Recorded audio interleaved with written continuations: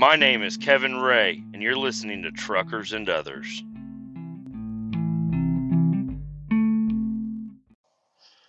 Wednesday morning, sun coming up. Sun's already been up, actually. Uh-oh, what's going on up here? Somebody has some sort of an issue. Anyways, I'm rolling around, having a good day.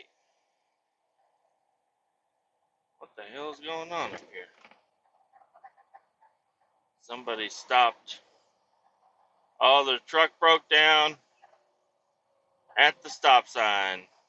Ain't no good. Luckily, he's right down the street from his shop. I don't know where his shop is, but I think it's right down here.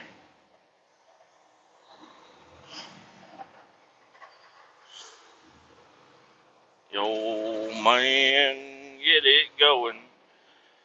Well, today we're going to have a good one. Driving out, got to go pick up a box of hazardous waste. It's just a bunch of random stuff from this place. Oh, man, my seat's all fucked up. Oh, I thought you were turning here. He's turning here.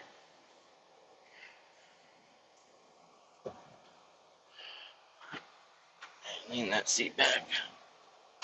There we go. I think we're good now.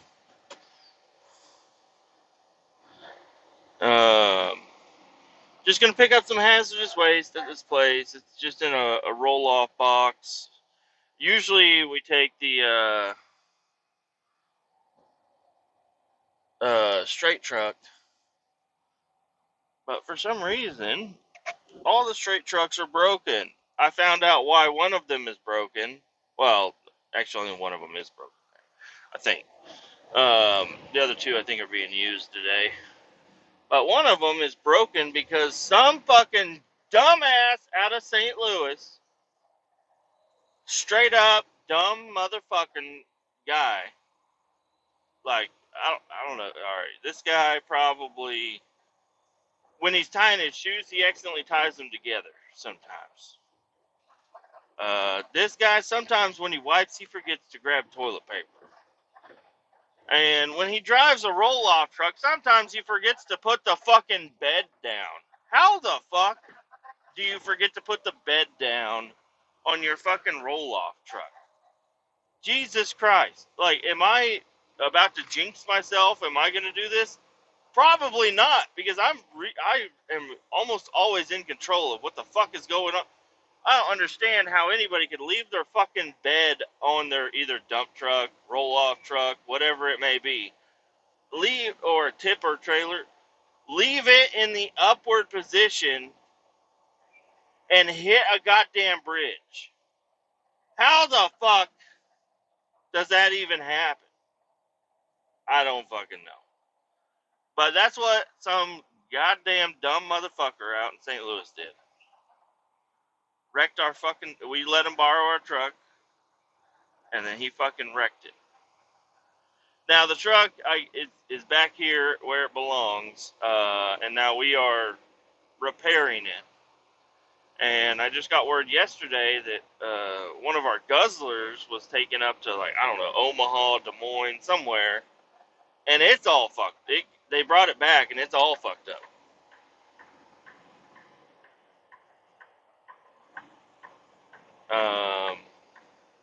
So, doing the right thing and charging those branches for the repairs that our team is going to do to these trucks. It's fucking insane, dude. We tear up enough shit ourselves that we don't need other branches to help us tear up our shit. Not fucking good. So today I got to take the double rail, and I was a little worried yesterday because usually where I pick up a container at this place is you can barely get the straight truck back in there. And I'm like, yeah, getting the double rail. Oh, hey, cutie pie, broke down with a flat tire. I should stop and help you. Uh, getting the double rail back there is not going to be an option. But luckily, they said it's a different container, so it's still going to be a pain in the ass because this is a place that builds cars, and in this back alley is where they park all of the cars that they make, and some of the cars they don't like. I don't know. I don't know what's going on back there, but they have a lot of shit packed in back there. Sometimes you either go back there and there's 2 or 3 cars, or there's 700. I don't understand what the metric they use is, but it's fucking insane. They this whole back alley. It's not an alley. It looks like an alley when there's all those cars there, but it's just a big open back area with a little road that goes through. And whenever they park all their fucking cars back there, you can barely get around the corner without hitting one of them. So, this could be an interesting day. Not sure.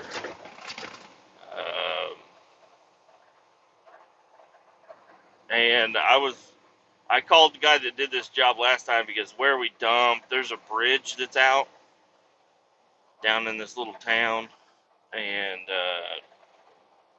there's a way to get around it, but you have to backtrack half an hour.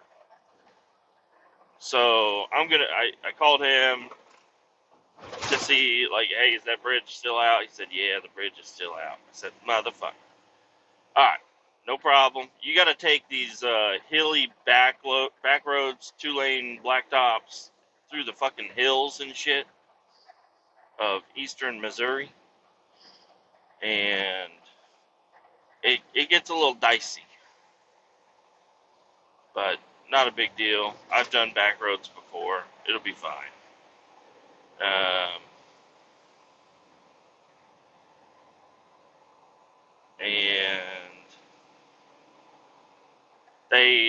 So this place, you're supposed to drop and hook. You're supposed to go in there, at least that's the way it has been for the last, I don't know, however many years that we've been doing this job. You bring a box in that's fully loaded of hazardous waste. You sign in at the guardhouse. You don't weigh in, you just sign in. They sign your paperwork, they give you a paperwork, they say, all right, dump it off underneath the lean-to and grab your empty and get the fuck out of here. And you say, yes, ma'am. And there's a hot chick in there. Not last time, but the time before last, there was 2 hot chicks. And I was like, oh, Jesus. But last time I went there, there was no hot chicks. So today, I don't know, maybe there'll be 3 hot chicks. I'm not sure. Maybe one of them will try to kiss me, and I'll say, I'm married, and I got to push them off of me. Not sure. But we'll find out once we get there. This last 2 times that I've gone there, first time they wanted to sample it. So I waited forever, and then I started to drop the container, and then he's like, oh, just go ahead and drop it under the canopy. So I drop it under the canopy, and then he gets out and he starts sampling it.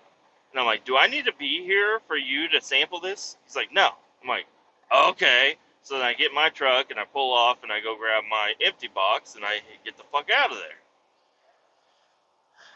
The next time I get there, I back up under the canopy, and I start to drop it, and then people roll up on me. They're like, hey, what are you doing? I said, dropping this because you guys want to sample it. Well, how do you know this is the spot we want? I'm like, there are 80 spots to drop a container under here. What, is there something wrong with this specific spot that I'm dropping this one? He's like, no. I'm like, okay, can I drop it here? He's like, yeah, but we want to sample it. I'm like, okay, I'm dropping it so you can sample it.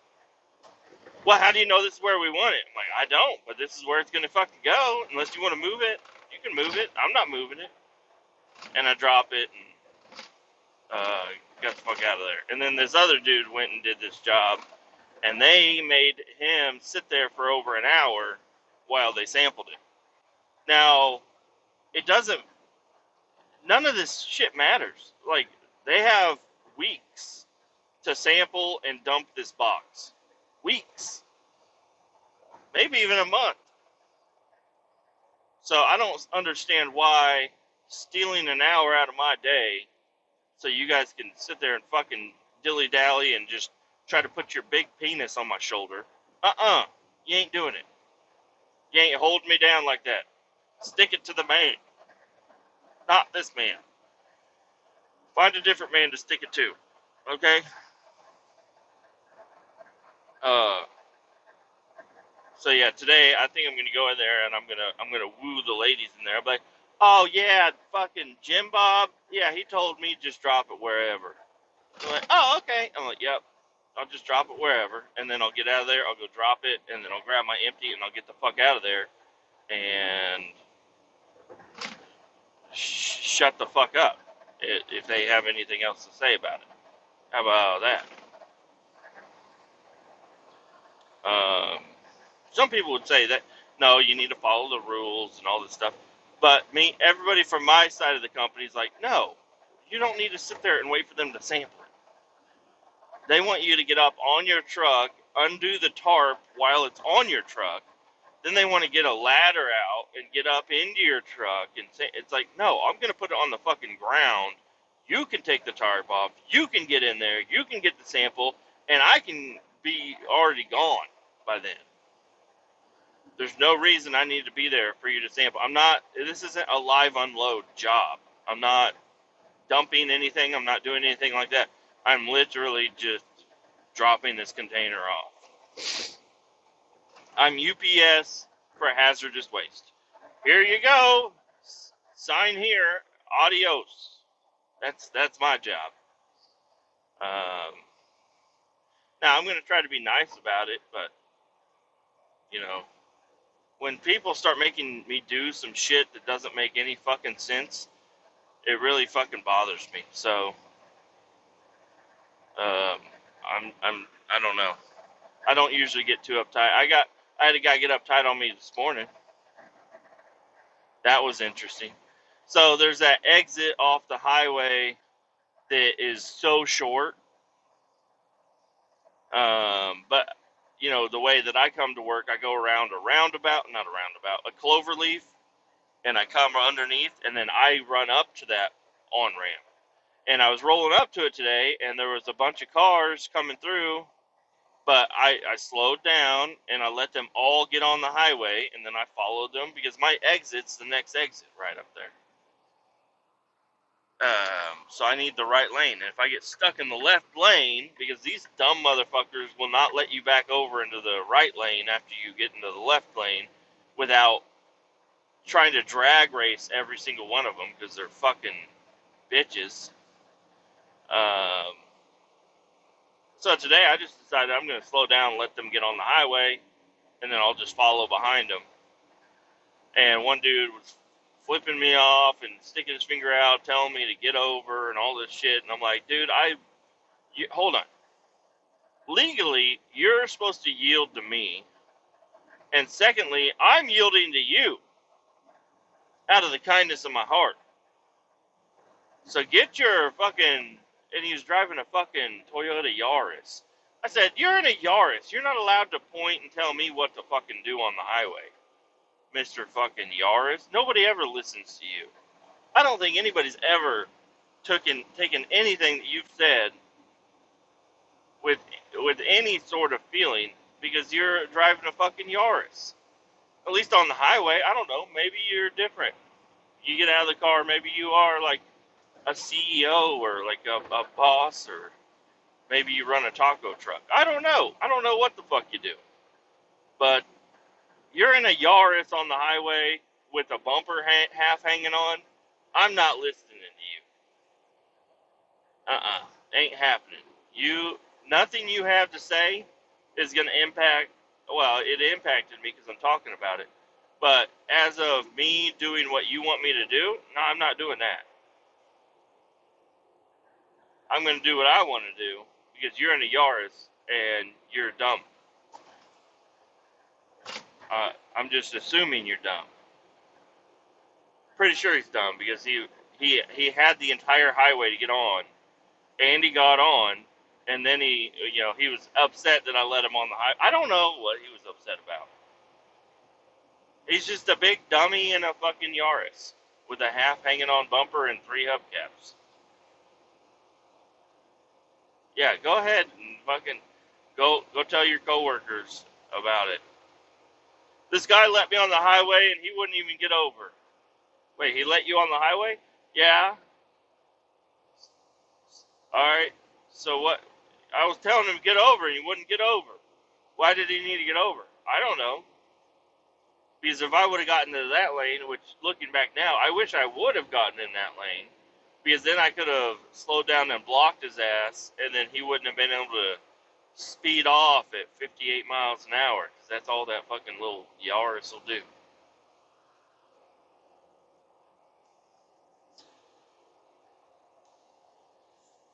My job yesterday went very well.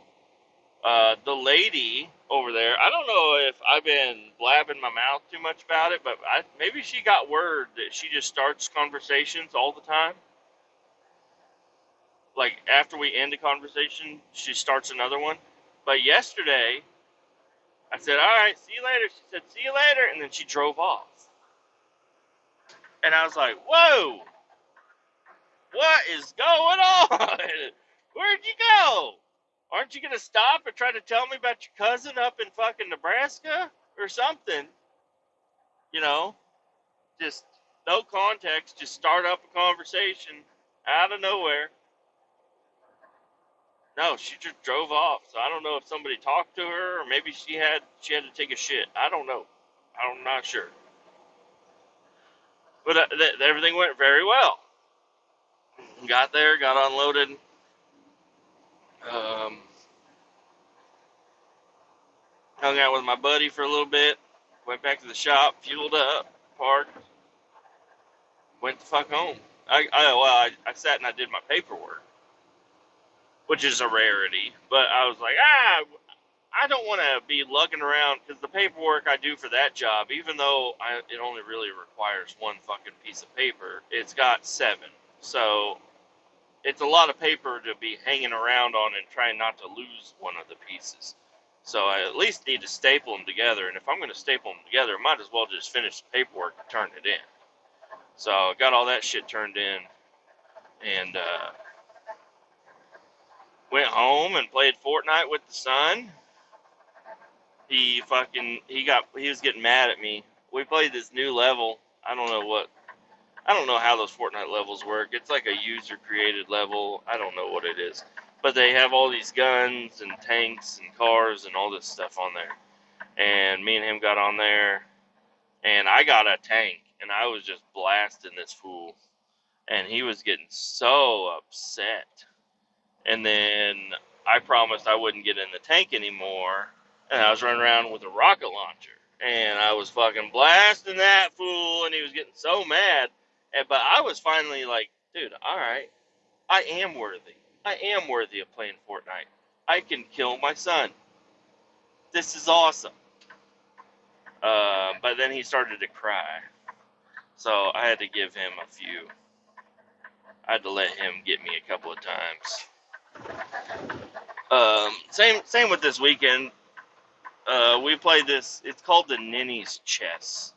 Smess. I don't know. It's a bunch of fucking weird words. It's a 1970 board game that's like chess, but it's only got 3 different types of pieces, and you just got to get the brain. And dude, I had him several times, both games, but I let him win. I let him win the first game, and then him and my brother played the next game, and then my brother was taking no fucking, he was taking no prisoners. He fucking got him. And my son was like, oh, how'd you get me? He was so sad and upset. So I was like, all right, I'll play you again. You know, I'll redeem him. I'll let him win. But I played with him. I played all the way down to the very last 2 pieces. It was hard not to win, to be honest. But dude, he's 5, so you know, ease up on it.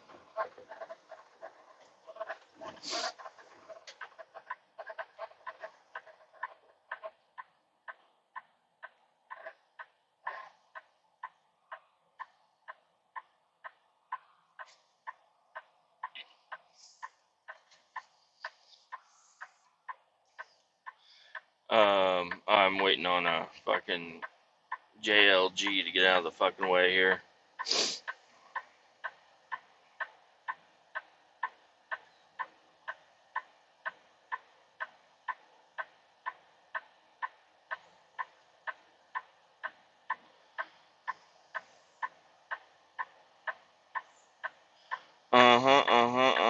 That's the way. I like it. This guy behind me was gonna try to fucking pass me. We got a JLG in the way, motherfucker. I'm not just stopped in the middle of the road for no fucking reason.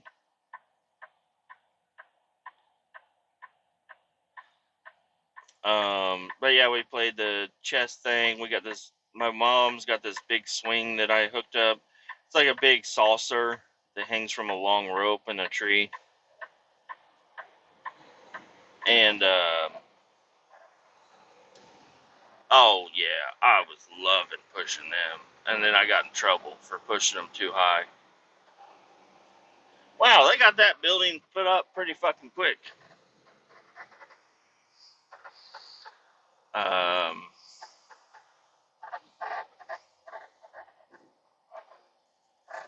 where are you? Where the fuck is the fucking person? Oh, he's taking a shit.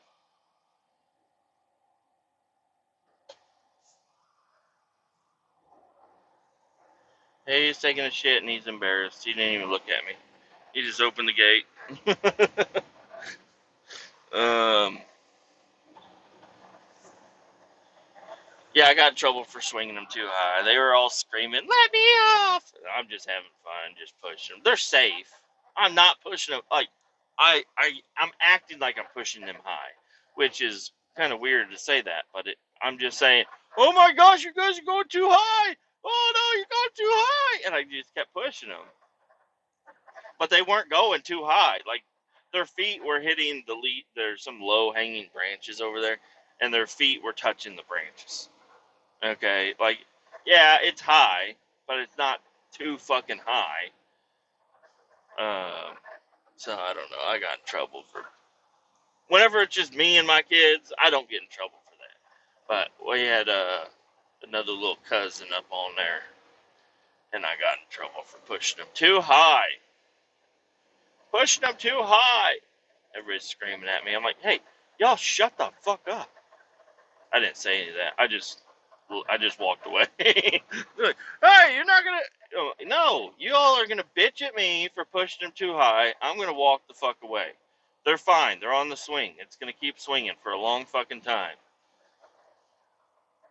But no, I don't know. It just bothers me when people try to correct me when I know I'm not doing anything wrong. It really bothers me. That's probably the biggest issue I have with my fucking mother-in-law. Which, I hate to feel it, but there's a little bit of a... I don't know if you heard me do that, but it was a... whenever a tree fell on their fucking porch over the weekend, and I didn't offer to go help. Am I bad for that? Probably. I probably should feel bad about that, but I'm like, if they only knew what the karma was for, I don't know. That maybe I'm gonna get bad karma now because I'm fucking acting like that. But I fucking don't like her. I don't like her at all. She's a fucking dumb bitch.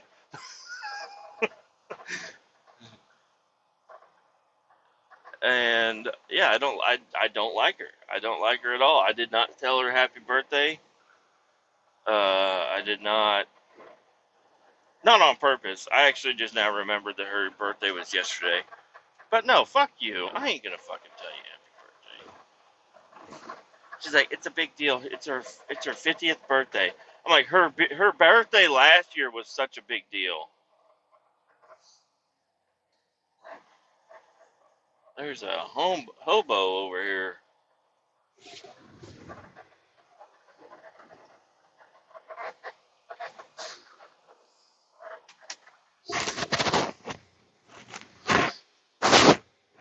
I didn't know they had hobos all the way over here on plant property. Now I gotta fucking jackknife this fucking truck, and hopefully I can get this fucking box. That's not gonna do it.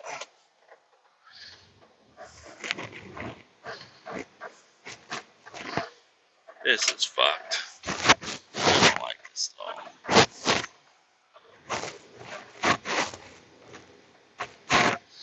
I don't like this at all.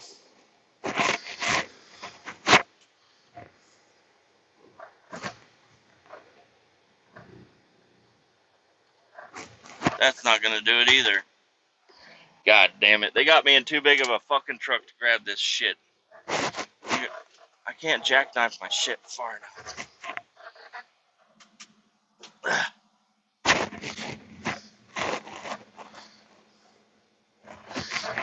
I think I got it this time. So really weird angle to be picking one of these motherfuckers up at. You're not supposed to be picking them up at an angle anyways. But we'll see if this will work. Alright, I'll be back. And just like that, we are on the road, we're rolling. Yeah, it was a little bit of a bitch to grab this box. I had to jackknife the truck, and you have to figure out your trajectory when you're jackknifing it like I was. But I was able to get it close and then move it around a little bit, but it still wasn't lining up properly. Oh my gosh, they got that van fucking stuck, dude. That van is to the floor. I gotta get a picture of this.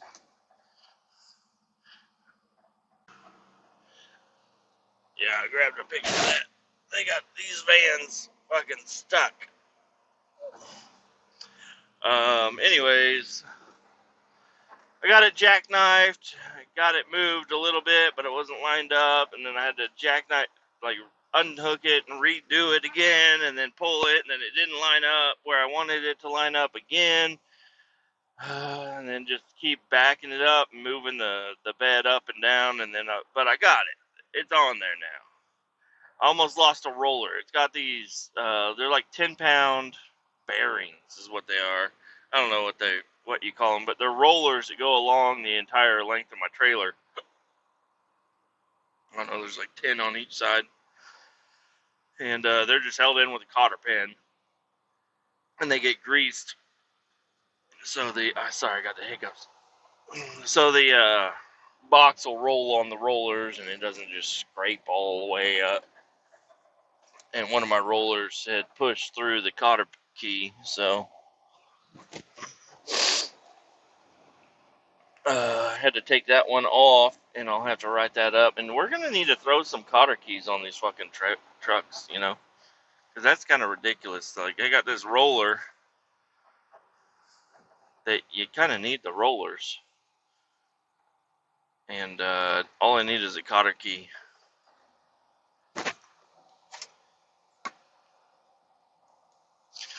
Big old cotter key, the biggest one we got. Alright. Now I know where I'm going. I'm going up 35 to 36, getting off on 36 and taking it all the way.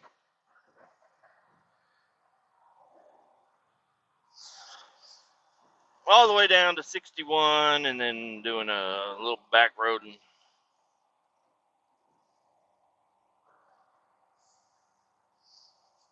So let's go ahead and put that in here.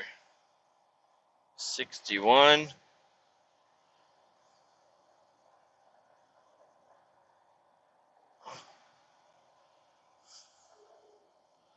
Oh man, I'm gonna have to create a route.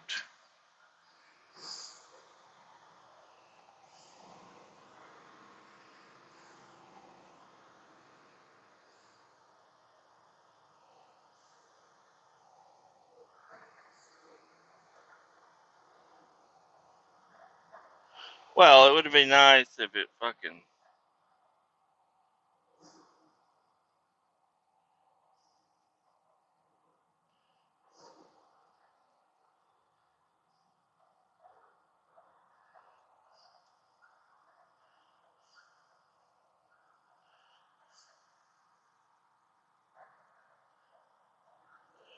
Well, motherfuck.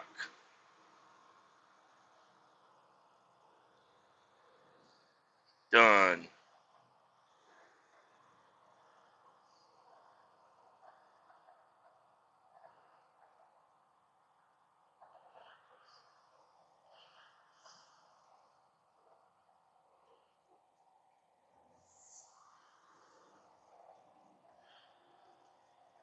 Alright, we're rolling. I don't know. The GPS, it's like it let me put it at a stop in there, but it wants me to fucking do a U-turn after I get to the stop where I wanted it to be. So I might have to edit that, change it up.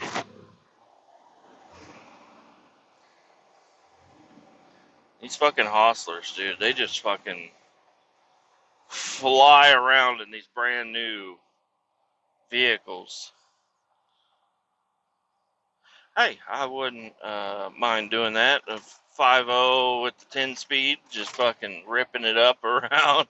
Brand new 5.0 10 speeds. It's a break-in period, you know, you got to take it real easy on. Well, if you didn't know it, the fucking hostlers are fucking ripping the first 75 miles that goes on your truck is fucking because the wheels are just doing a burnout. Just kidding. I don't know. I don't want to get anybody in trouble, but they drive these fucking things around like they're fucking crazy. Brand new vehicles. That's all I'm gonna say. Oh boy. Yeah. That's really well. I'm not gonna say that's about it. I was gonna say that's about it for right now, but I got stuff to talk about. I really wanted to work on my truck this weekend. You knew I was going to talk about my truck at some point in time, right? I wanted to work on it. I was so close to going out and doing it, but sometimes it's really hard to just get off the couch. Even though like all my hopes and dreams are sitting out in my driveway. Or not my hopes and dreams, but the thing that I get excited about right now that I can work on and would like to work on is sitting in my driveway, and all I got to do is get my fat ass up off the couch, go out there and fuck with it. Not sure what I'm going to do with it. I think I'm going to continue to take old parts off of it from underneath the dash. Just rip a lot of the stuff out of it. Not rip it out. I mean, some of it I will be ripping out, but a lot of it, all I got to do, I just got to go underneath there and all the extra wiring, like the stuff that isn't plugged into anything, figure out where the other end of that wire goes and figure out if I need it or not. Under the hood, I need to buy a couple more things for under the hood. I need to buy some radiator hose just to go from the fucking radiator to the top of the intake. And then figure out what's going on with all the wiring. Because I'm starting to think maybe one of those wires that's unplugged underneath the dash goes to the starter or something. And it just needs plugged. I don't know. That should be part of a harness, you would think. So I don't know. But I need to get under there and get those phone line wires ripped out. Get the wire nuts taken off. Try to repair some of the wiring. I got like connectors, but I don't have like a heat gun. I could use a lighter, but I don't know. I'd rather just use a heat gun. I'd rather get all new butt connectors, like some higher quality butt connectors. Maybe even like a soldering iron. I don't know. but or like some of those solder together butt connectors. I don't know. And just so I make sure everywhere I put a connection, it's a good connection and it's sealed and it's secured.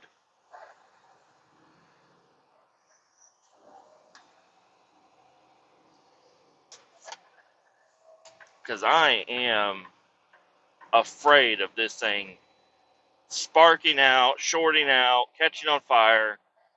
I don't want any of that. Now, there's not going to be much to catch on fire other than like the fuel tank, fuel lines, and the whole engine bay that I wiped down with oil. But it's all going to be basically metal. Everything is basically going to be metal. I just need to fix the wiring and stuff. I'd like to move the fuse box, but I don't know how much that really is involved. Maybe I don't know. So because the fuse box basically just has a power wire going to the fuse box, and then the fuse box just distributes the power. So I can, if I find out where the power wire to the fuse box is, I can move that power wire and then move the fuse box. And I don't know, a lot of things are just pointing me to put it in the glove box. So it's easy to access. I can have all my spare fuses sitting right there. I can have a couple of tools sitting right there, and everything will stay right there. And then, yeah, if I blow a fuse, I just got to lean over and open the fuse box and check it out. And if I want to wire something else up, I just got to lean over and wire it up the fuse box. Plus, that's closer to the battery because the battery's on the passenger side, and closer to the starter. And then all I got to do is like make a little harness, figure out what gauges and wires and all that shit are going to go behind or right to the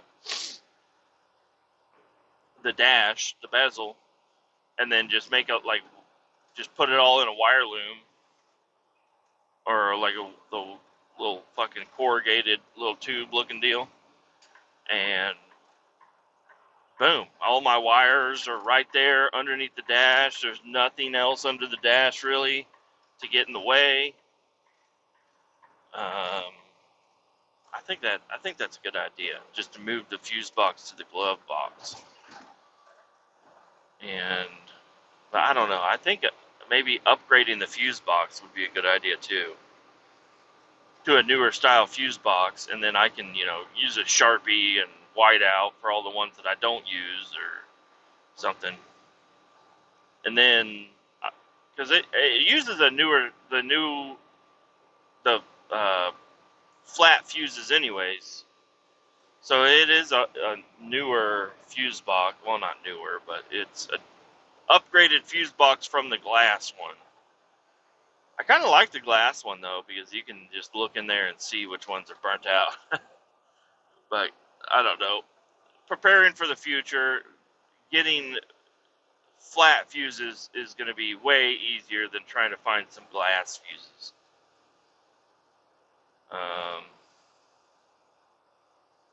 And then I don't know. I need to figure out what relays and stuff I have in there. Make sure those will all work. And I guess with a new fuse, if I got a different fuse box, I got to make sure everything is still up to code, I guess I'd say. But very exciting. The wiring, I don't know. I've got a lot of wires. I've got a few different color wires. I've got a couple of wiring items and stuff like that. So I don't know if I need how much else I need to buy. If you're gonna pass him, you have had your chance. If I let off the throttle anymore, I'm not gonna get up this fucking hill. I'll get up the hill. I'll just be going slower than this fucking guy, and I'm gonna pass him now.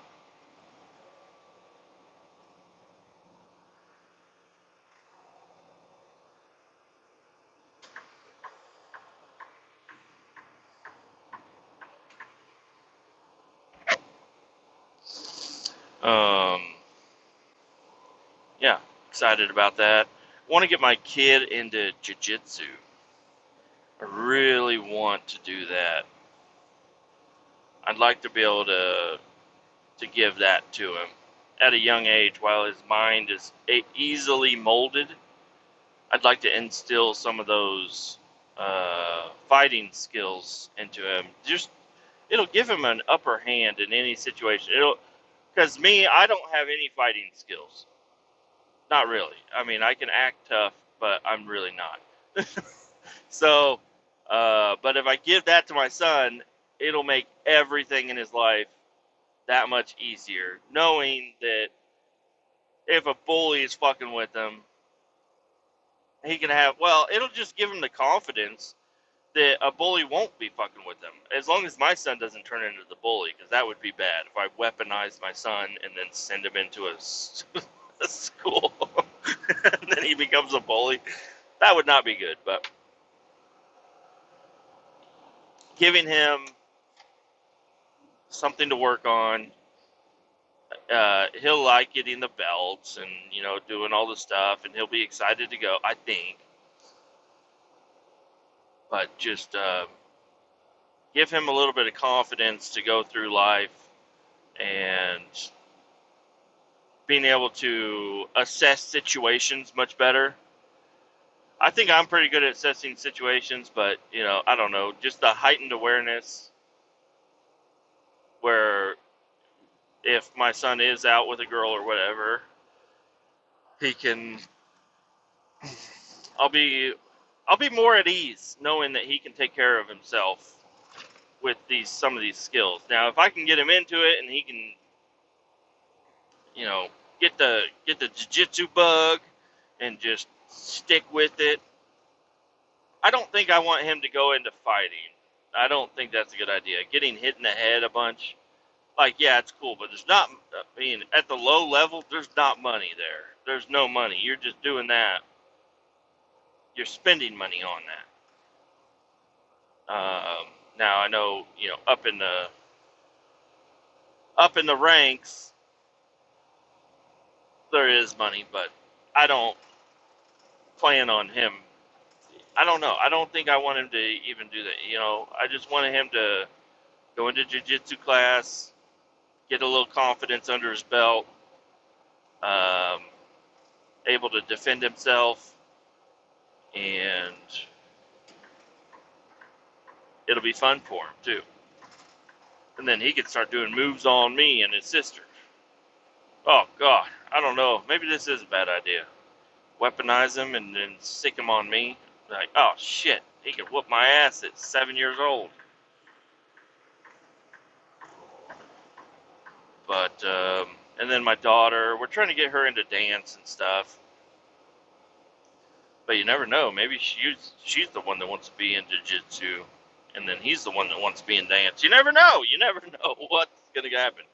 But just from the optics of it right now, I know they're very young, but he is all boy and she is all girl. There's no doubt about that.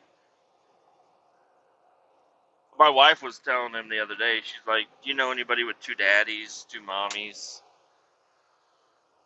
Shit like that. And I'm like, listen, stop. We'll get to that bridge eventually. Right now, we're not crossing that bridge. Stop. If he did encounter something like that, I'm sure he would bring it to us, and then that's the bridge. That's when we can. But let's not bring these things up to him right now. Is how I kind of feel. Not that I'm like against being queer and gay and all that shit. I'm not against it. I wouldn't say I'm for it because I'm a straight guy.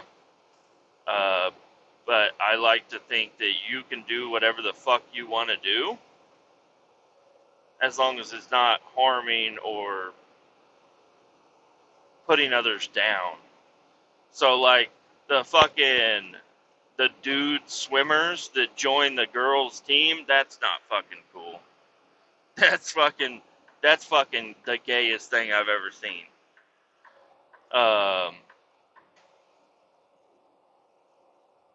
And like the fighters and stuff, they get in. or just any sports and stuff. It's like, what the fuck are you guys doing? What are you doing, you fucking slow bitch? Doing 12 under. Jesus Christ.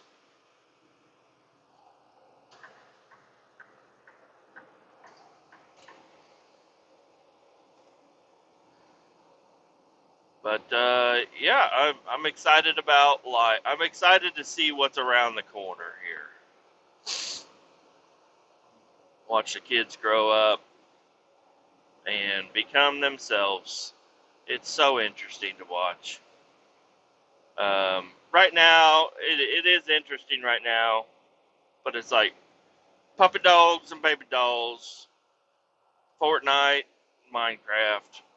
That's all they're into. They don't really. I mean, we'll go outside. We did water balloon fight the other day. My wife got these water balloons that just like magnetize together or whatever, so they're reusable water balloons. And we were having a good old time outside with those. That was fun. They, it's like with the screen time, like the you think the screen time is affecting him. It is affecting him, definitely. Like, he's addicted to Fortnite and stuff. But once you steer his attention into another direction, he doesn't even think about Fortnite. He just thinks about what's in front of him. So, but whenever he's just sitting at home and ain't got nothing to do, I mean, he's got stuff to do, but he just wants to, he's like, oh, just going to sit on the couch and play Fortnite. Which I played a lot of video games growing up also. So it's like, I'm not too worried about it at this moment in time. But I think I talked about it once before, but that's why I brought the PlayStation upstairs, is because the fucking Switch and the tablet stuff, they lay it flat in their lap and their neck is completely bent over. They're looking at their crotch. And it's like, I don't think they should be sitting in that position for an extended period of time. Playing video games, yeah, whatever. But your body posture fucking bent over for hours is not cool. So I brought the PlayStation upstairs. It's like, yeah, play the game, play it on the TV. You at least have to be sitting up. You can't be like lounging around. I mean, you can, kind of, but you're most likely he's going to be sitting crisscross applesauce on the floor, looking up a little bit at the TV. Now, I'm not saying I have the greatest posture. My shoulders are slouched. I have a little, I don't know. If I straighten my neck out, I feel like I'm going to choke myself. Because I have a beard and a big old double chin.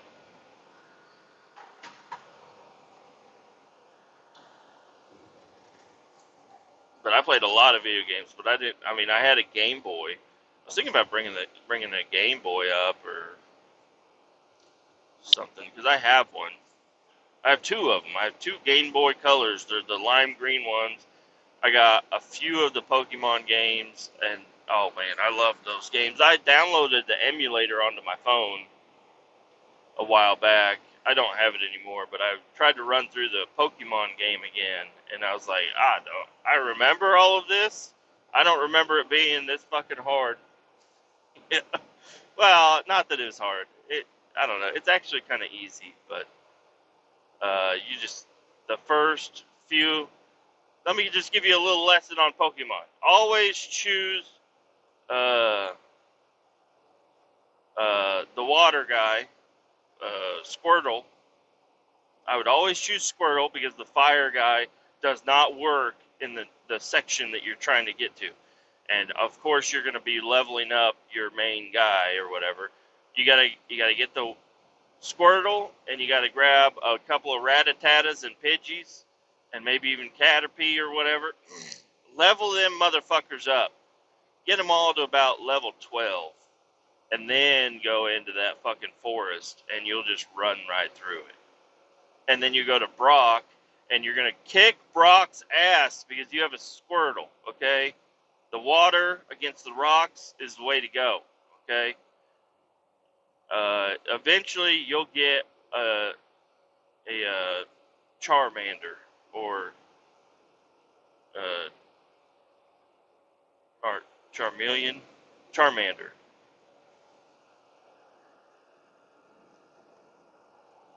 No, I don't play the new fucking games. I don't know any of the new Pokemon. Like, they're old Pokemon now, but they're fucking the new. Anything after the original Pokemon series is not. I don't know anything about them. Not one fucking thing. Silver version, gold version, I don't know shit about it. I'm red, blue, yellow version. I don't think there was a green version. It's just yellow, blue, and red version. And then yellow version, you have to get the Pikachu, which is good, but the electricity ain't good against Brock either. So you got to get a few Rattatas to do some fucking bites. Tail whip don't do shit. It sounds like it would do something. It's a tail whip. No, it don't do shit.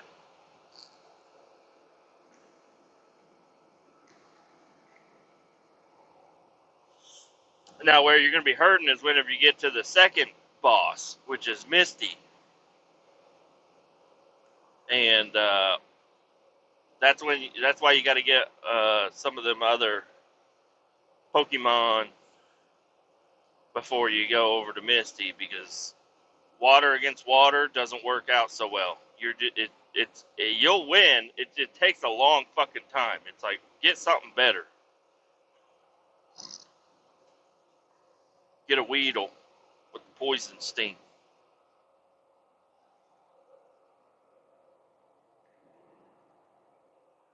And you can get a sand shrew in that one little area right before you get to Misty that people don't really know about. And then you drop off, figure out what Pokemon you think is going to be evolved to be really cool, and drop it off at the daycare. And don't fucking touch it.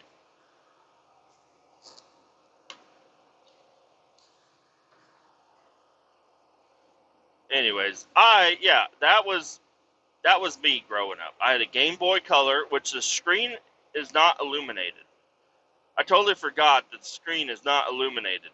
And as you're driving home from Grandma's house and you're playing your Game Boy and your batteries are fucking dying, you gotta fucking put it up. Hopefully you're gonna pass a lot of street lights so you can see what the fuck is happening on your phone, on your Game Boy. Because you can't see shit, dude. And yeah, the batteries would always die all the time. I had a special cord. Well, it was like a battery pack thing. You could use just the cord, but you could like put this handle, clip it into the back, and then plug a cord into it, and then you had like a little handles you could grab onto. You could play the game. And you could play it unlimited. All right, just got a phone call from the boss lady. So my regular boss, he is out of town. He went to Alaska. Not sure what he's doing up there, but he's up in Alaska for the rest of the week, I guess. I don't know. And now it's just our like office lady, our office mom. She knows everything that's going on, basically. She doesn't get paid enough to do what she does, probably, because she has to answer to everybody. Like, cause if you don't get an answer out of the boss, you ask her, and she'll drop both like anything she's doing to get it done.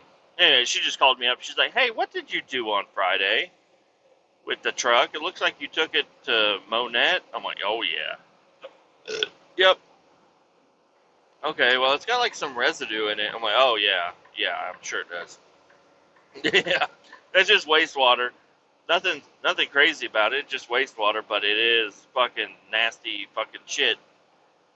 And I totally forgot to drain the inlet tube whenever I dumped. But you know what? Fuck. If anybody wants to be upset about that, okay, fuck off. Because every single time I use one of those fucking vac trucks, the inlet tube is full of shit. Okay, so fuck off if they wanted. I don't know, because I talked to her. I didn't talk to whoever was complaining about it. But if they want to complain about the inlet tube being full of shit, fuck off. It's always full of shit for me. Too fucking bad. Figure it out. I always have to figure it out. You can figure it out too. And then, now the only thing that they could be upset about would be where I tried to throw my chew out the window and I accidentally hit the window and it just splattered my dip all over the fucking passenger side of the truck. Now that, all right, I'll take that. But I did go over there and I tried to sweep it out. It looks like dirt is all it does. So I tried to sweep all that shit out. So there's a big smear on the window, but whatever. Um, but yeah, as of the truck not being cleaned or washed out, yeah, no, I didn't fucking wash it out. I was out and I didn't get back until 8 o'clock at night. I wasn't gonna fucking wash it out. Nobody told me to wash it. If they wanted it washed out, they would have sent me a fucking washout with me, or had me wash it out when I got back. But they just wanted me to dump and come back home, and that's what I did. So I don't know. I'm not upset at her at all, obviously, because she's just trying to figure out. She's got people coming to her with a bunch of bullshit.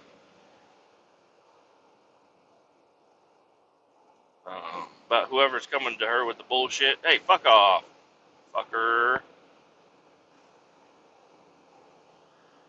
Anyways, I don't even know where I was at before I got the phone call.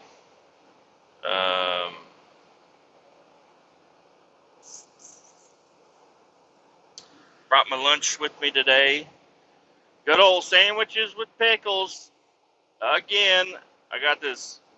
I don't know if I got wheat bread this time just to add a little bit of something to my sandwich, because I was the Italian bread. I don't know, because she got me sourdough, and I don't know. Ever since then, it's like now every time I get a loaf of bread, it does taste good, but I just think of the sourdough, and I like sourdough usually, but I don't know, raw sourdough, not raw, but like if I'm getting a sourdough sandwich, it's got to be fucking like a buttered and grilled on one side or toasted or something. Apparently, I don't know. Maybe I just ain't had the good sourdough yet, but the Italian was starting to do that shit to me, and the loaves. It's like, who the fuck is making these loaves of bread fucking egg shaped? Like, they're not fucking. I can't, like, my only half a slice of cheese fits on these fucking things. And then I gotta stretch my meat out across the fucking sandwich. Like, what the fuck is going on here? So I had her get me, and then I don't really like white bread. I mean, white bread is white bread. I don't really enjoy it though, especially like when it's like gooey. And that's what I got right now is wheat bread, but it's like gooey, like it's stretchy and shit. And I'm just like, what the fuck is this shit? I got it and I eat it, but it's like, man, I don't know. I wish I could do my diet. Uh, and I can do my diet. It just takes some willpower and some fucking hammer down at home to tell the wife what the fuck I'm gonna eat and what I'm not gonna eat. Because she makes stuff all the time, and she's like, "Why aren't you gonna eat?" It's like, hey, listen, I eat enough. I eat enough. I don't need you guilting me into eating more. Um, but I'd like to do the carnivore diet. I think that would be really something I would enjoy. Is meat and a little bit of fruit, like a little bit, like I don't know, probably not a fruit cup a day. I don't know. I'd probably end up doing a fruit cup a day, but I don't know. Part of me thinks I'll get tired of the meat, but you don't know until you try it. And according to some of the people that I've heard that have done the carnivore diet, they love it. You just got to get over the shits at the beginning because your body is starting to regulate or whatever, and it's like clearing clearing you out and you're just eating meat.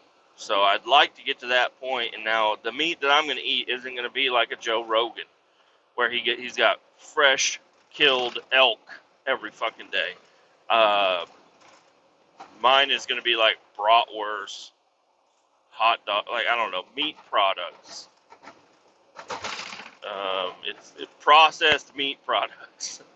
It's basically what I'm going to have, and I can't afford. I mean, I can afford a steak every day because it's like if I want to grill my own steak every day or whatever, like the steak that I want is like $13. It's like, all right, well, I can spend double that on lunch. So if I just spend double that and I have 2 steaks a day, one for lunch, one for dinner, that wouldn't be bad. And I do love steak, but I don't know. I think I'd even get burnt out on that. And it's like I like a salad with my steak sometimes, or green beans, or um, Texas toast with cheese. Ooh. But I don't know. I really need to start doing something. So one thing that I don't know. I'd like to start a goal, and it just seems like it's never a good time to start the goal. But I'd like to start the goal because I got a Florida trip in like 2 months. I don't want to be a fat slob on the beach. Now, no matter what I do, I'm still going to be a fat slob on the beach. But I can be less of a fat slob on the beach if I start eating properly, or just stop eating at all. Like just do the Kevin James deal, where he fasted for a very long time and all he had was water. Now I don't think I can do that shit. I guess I probably could. I could just do water with a little bit of salt, or like just protein shakes. I don't know. I don't know, but I would like to lose weight before my Florida trip and then continue to try to get it off, because I have a goal to not be a fat ass all my life.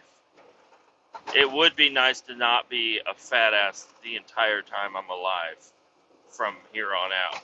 So, I don't know. I'd like to diet. I just love food. I am addicted to food. Like, give me a fucking case of Oreos, I'm gonna eat them all. Cookies, like the other night, my wife made cookies. She makes cookies all the fucking time, which is not helpful. But I rarely eat them, actually, which is weird to say. I mean, I say I rarely eat them, but if she didn't cook cookies every day, it would be like I eat a normal amount of cookies every day, all the time. So, I don't know. Every 4th batch of her cookies, I eat some of them.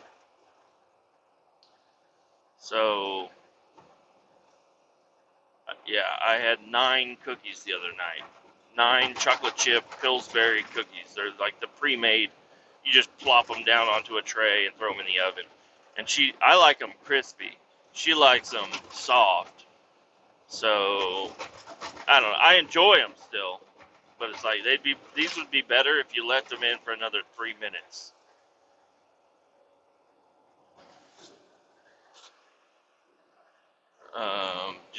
Just to crisp up the edges. The center can still be soft. That's okay. But I don't like chocolate chip cookies. I mean, I do like them, but I like brown sugar cookies, which is chocolate chip cookies without the chocolate chips. Those are so fucking good. It's like Captain Crunch. My favorite part is the little yellow pieces, not the fucking blueberry balls. It's the yellow pieces. If I could have a box of just which I think they make them, but box of just the yellow pieces of Captain Crunch, oh god, the roof of my mouth would be so sore.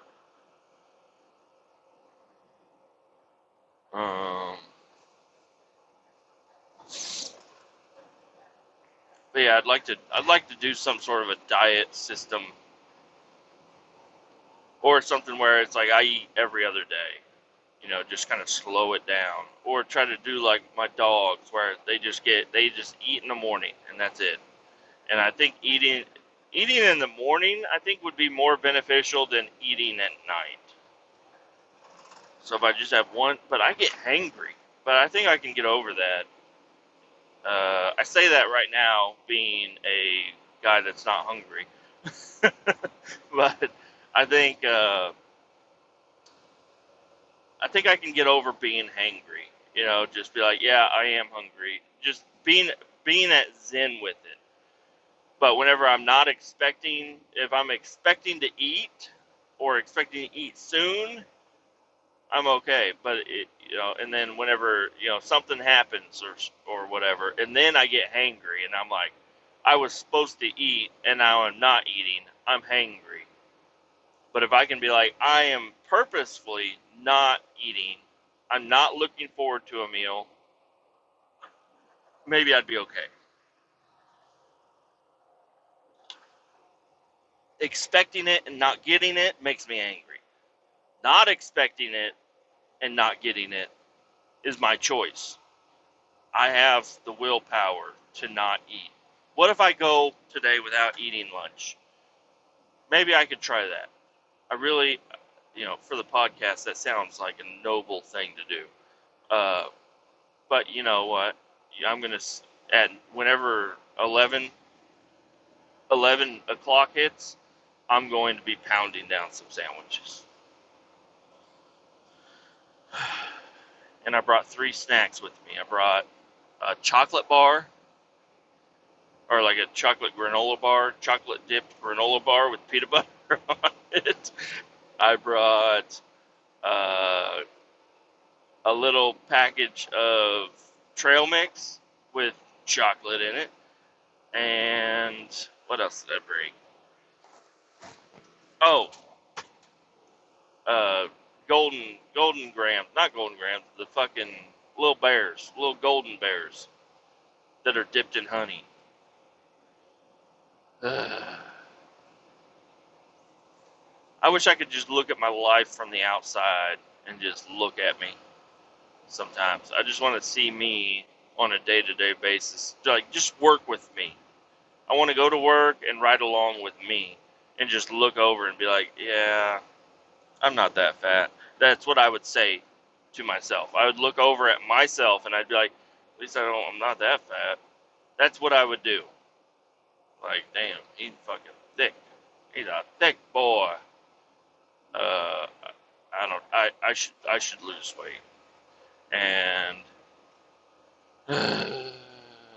work out or something. I don't know. But it's like I work out at work. That's what I always say to myself. Now, when I'm doing those totes, yes, that is a work. That's an hour's worth of pushing and pulling totes. That's a decent little workout for real. Especially when they don't roll, they get stuck at the very end, and I got to pull them uphill and then push them downhill to get them to get over that little tiny little lip, because the pallet jack gets stuck on the lip. And I had 3 of them yesterday get stuck on the lip, and I had to pull up 2,400 pounds backwards uphill, and then push it. Because if you just let it roll, it's not gonna get enough speed to get over that hump. You gotta push it to get it over that little fucking bump, and then you gotta drop it real quick before it flies off the edge of the truck. I don't know. I'd like to cut out bread and sugar. I think cheese is okay. I don't know. I I would need to talk to. I don't know. You talk to any nutritionist, it's like yeah, I understand, but is cheese okay? And they're gonna say no, it's not okay. It's like, but you're not like I'm not follow. I don't want to follow it that close. Like I don't want to follow that closely of a regimen.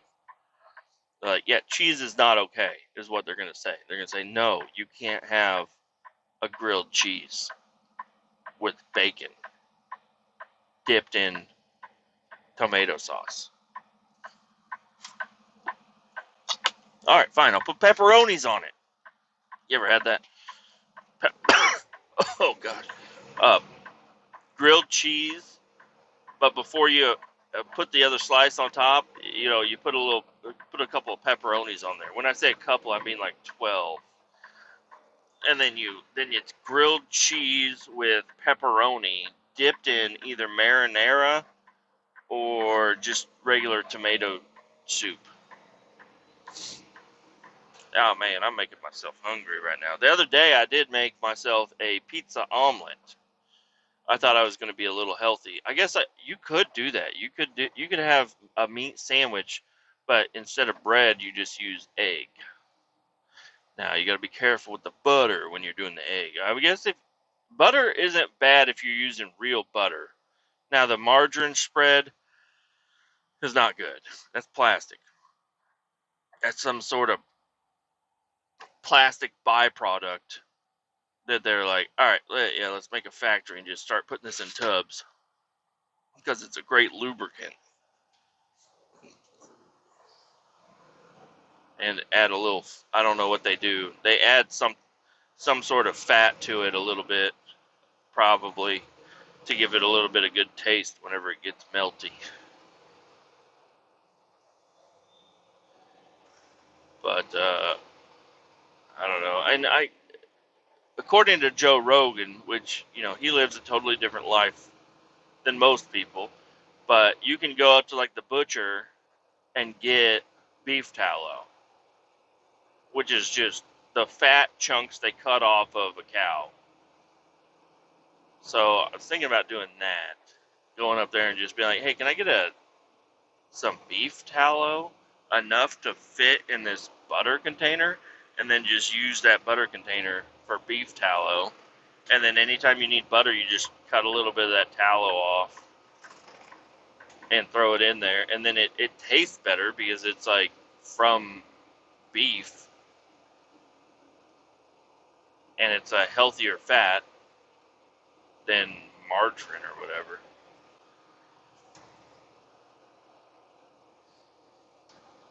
But then I was thinking, like, is whenever you season a steak, is that where some of the calories? I mean, it's only seasoning, so I don't know. Is like if you add too much seasoning, is that taking away the benefit of eating just meat?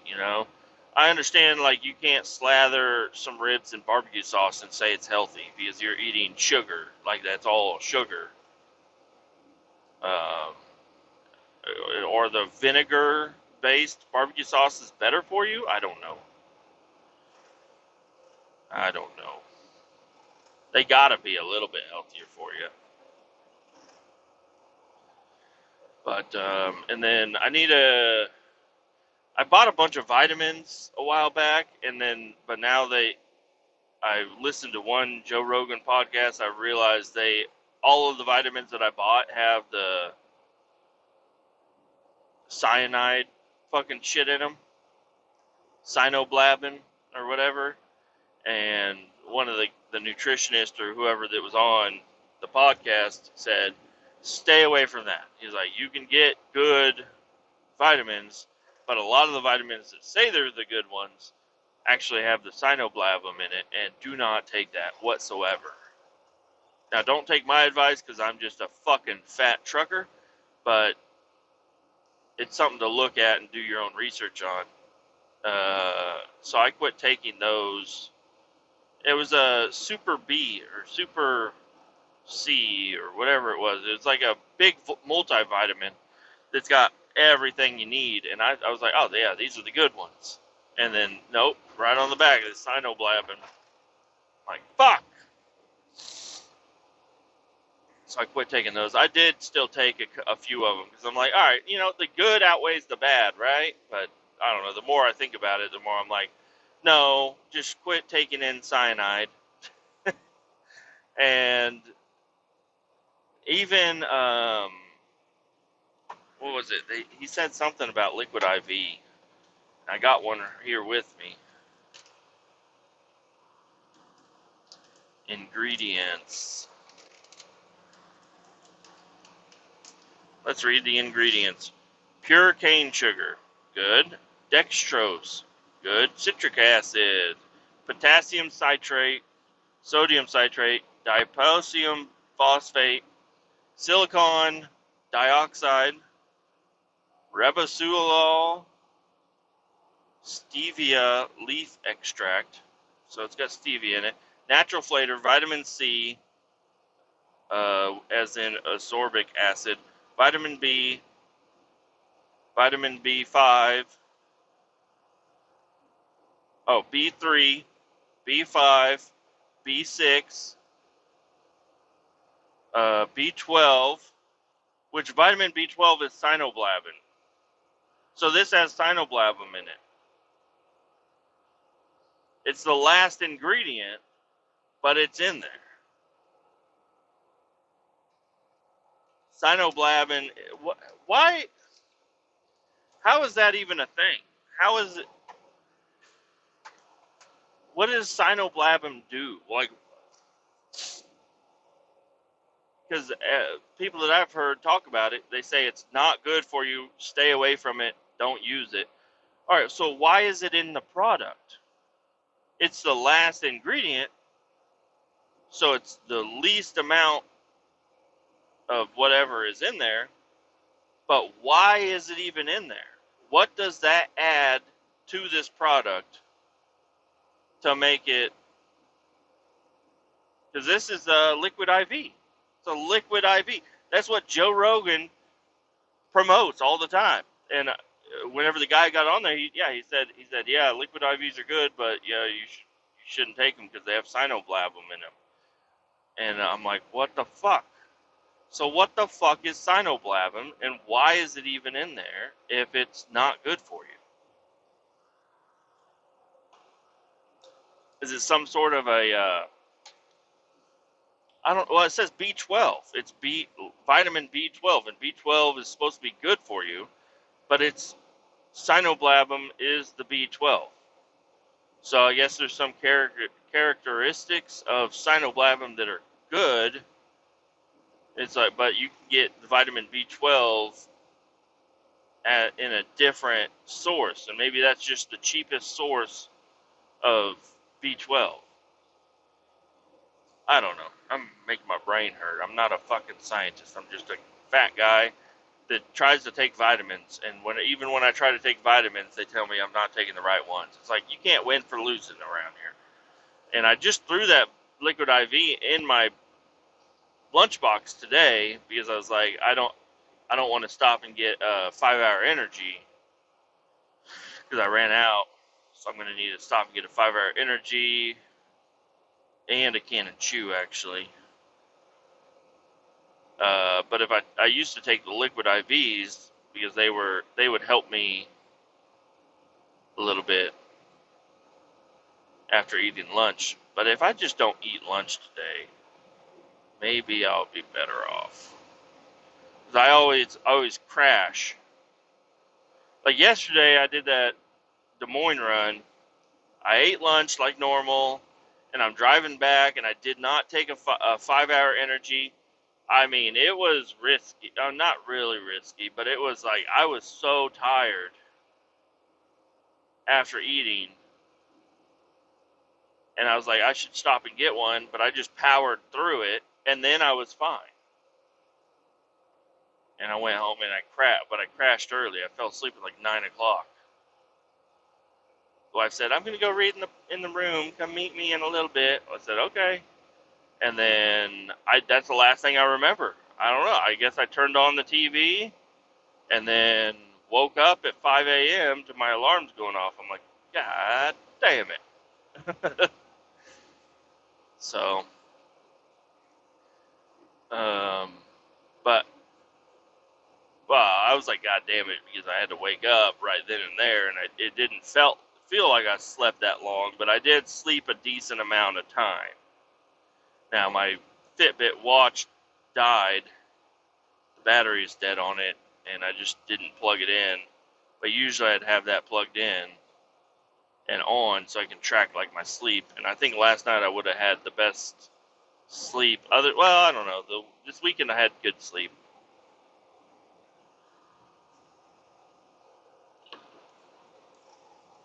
But there's a guy up here that has his flashers on, and he's hauling a flatbed trailer, pickup truck, hauling a little trailer. He was in the left lane for a long time with his flashers on. I don't understand what's going on. And I got this next tran, I don't know, I think it's next tran, was going to pass me, but then he slowed down, so I gave him room because I don't know why that guy's got his flashers on.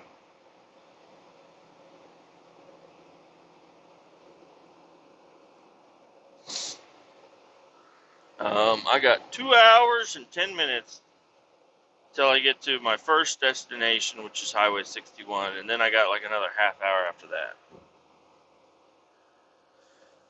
And I gotta go in there and say, fuck off, I'm not fucking sitting around waiting for you to test this shit. You guys, I'm gonna just drop it and go, because there's no reason I need to be here.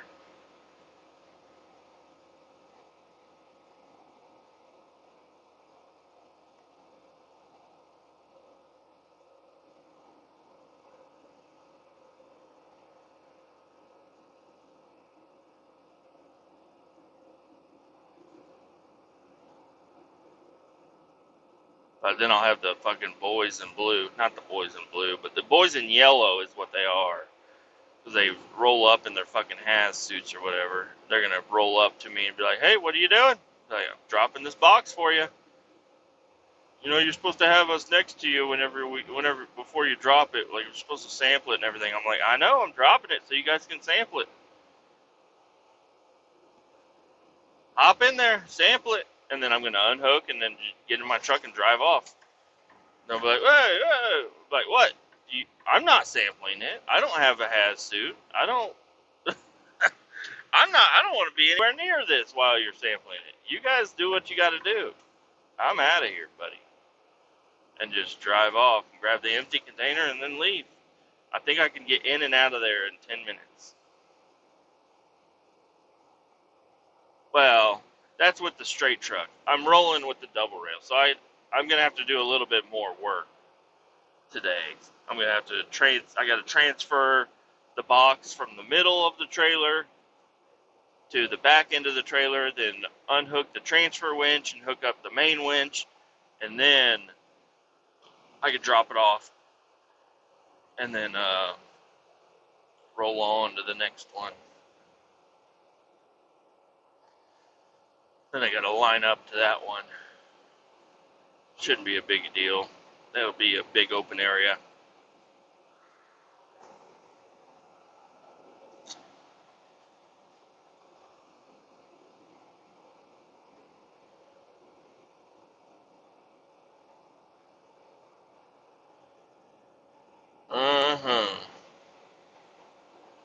So, there's a deer in the road, strung out across the fucking road. Fucking gross, dude. I think Missouri has some of the worst roadkill. It's insane how much roadkill we have in Missouri. So if anybody's ever wanting to travel through Missouri, you're going to see a lot of dead animals along the highway. Not sure why it's like, I don't know. I've drove through Kansas mainly on I-70 and I-35. You'll see one every now and again, but it's kind of like, oh, there's one. I haven't seen one all day. I just saw one. But driving through Missouri on any of these fucking highways, you're like, yep, there's a dead animal. Oh, there's another one. Here's another one. Like, I'm not going to sit here and count that high. You just get used to seeing animals strung out across the fucking road, all dead and stuff. But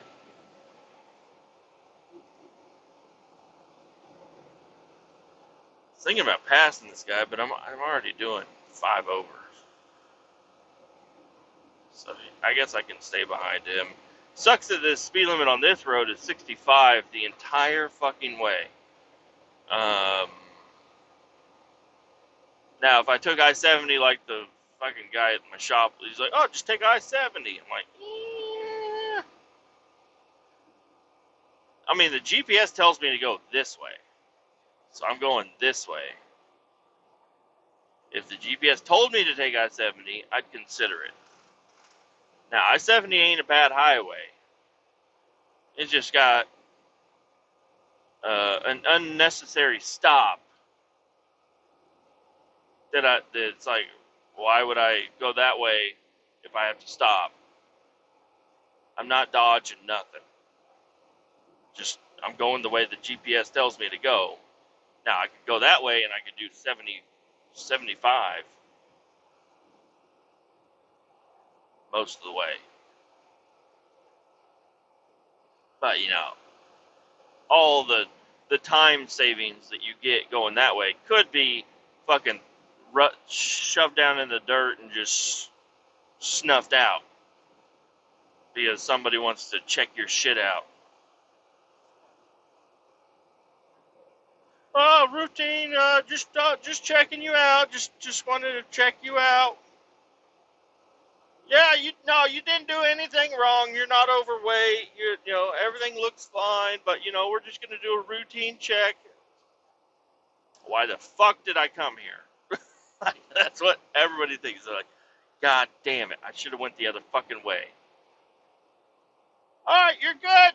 We checked out everything. We gave you a level 1 inspection. We got our fucking dolly out. We went underneath the fucking truck. We checked out everything.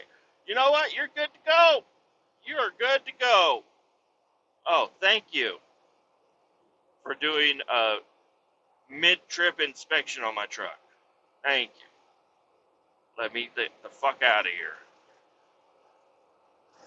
And I don't know. They just, not that I think the police are going to lie about anything ever, but they could get under there and say, yep, this is bad, when it's not bad, like my brake line in Nebraska. Yeah, your brake line's frayed. That's the outer covering of the brake line right at the fitting. It's not frayed. It just looks. I mean, anybody that has any fucking mechanical knowledge would say it's just the outer coating where the hose was cut. It's not frayed at all. Like, it's secure. It's there. It's good. No, it's frayed. So, what I'm going to need you to do is call up some of our local mechanic shops and bring them over here, and they're going to have to replace your brake line. And you're not allowed to go anywhere until that's replaced. But they could get under there and just say anything's fucked up. Like, yeah, your brake shoes are... I mean, even if they aren't, they could say your brake shoes are too thin or something, and they won't let you leave until you have your brake shoes replaced. And then you get the guy to come out there and look at your brake shoe, and he's like, hey, man, these brake shoes are within regulation. Oh, well, you're already here. I already wrote up the ticket. It's kind of a hassle to fucking go through and undo the ticket, so just go ahead. I mean, I don't know. Like, the one that just irritates me the most, it happened years ago. Not to me. It's just a video of a guy in a truck stop. He's at a truck stop, parked next to the shop. He's already gone in, said, hey, I got a flat tire, or I had a blowout, or whatever it was. And they say, okay, cool, we'll put you down, and we'll get you in a couple hours or whatever. And he goes back to his truck, and he's sitting there, and he's just hanging out. And then a trooper rolls up. 2 troopers roll up, and they say, hey, you know why I got you stopped today? He's like, you don't got me stopped. I've been here. Well, the reason I got you stopped is because your tire's blown out. It's like, clearly, it is blown out. Do you not see where I'm at? I'm at the tire shop to get my tire repaired. Well, I don't need any attitude out of you, blah, blah, blah. And they wrote him a ticket for a blowout when he's been stopped at the tire shop. Like, he's in line at the tire shop. That's just fucking insane. Like, not all DOT officers are like that. No, they aren't. But some of them are. Some of them are. Well, you can't judge all DOT officers off that one. Yeah, I can, because I am. I don't care. The entire job that you have is either show up to a fucking accident that's already happened, or pull people over and make money off of them. That's your entire job. That's your whole fucking job. I mean, am I being mean to police officers or law enforcement? A little bit. But, okay, who gives a fuck? Like, shut the fuck up. You signed up for this job. You're going to have people not like you. And everybody that you pull over would rather not be pulled over. And being a trucker, you can pull me over for any fucking reason. You can, well, not any reason, no reason. You can pull me over just because you want to. Nobody's telling you to pull me over. I don't have anything going on my truck that's wrong. You just want to pull me over and look to see if there's something wrong.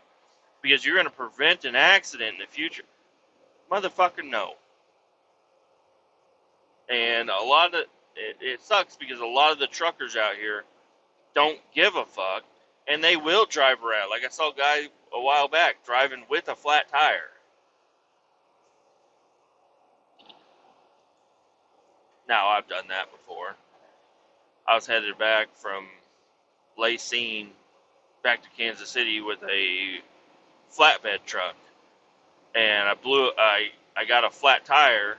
It wasn't a blowout or anything. It was just a flat tire, and it was going to be fucking hours before anybody was going to be able to show up to replace my tire.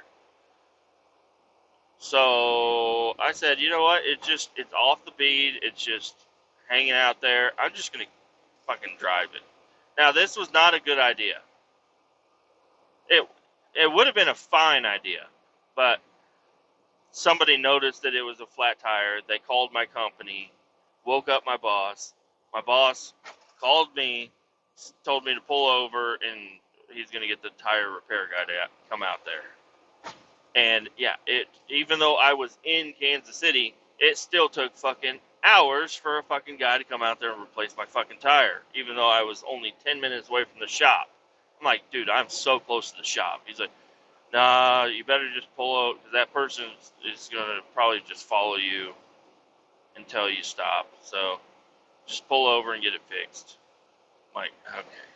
Now, luckily I was paid hourly and it was fine, but it was like, man, I've been working all fucking day. I got a flat tire on a dual on the back on an unloaded truck. It ain't gonna hurt shit driving. I mean, the tire's already fucked. Let me just drive it home. I mean, technically, it's right now. It's not gonna spin any faster or slower than the other tire, because it's just going to be loose right there, and it'll be fine. It's not going to tear up anything. But anyways, I saw a guy with a complete blowout the other day driving, and he was throwing shit off. He was fucking whipping the side of his trailer. It was bad. That was when I thought it was DOT Hell Week. It was not DOT Hell Week. And I saw him pulled over on my way back. He pulled over, and he had a tire guy coming out there to fix it.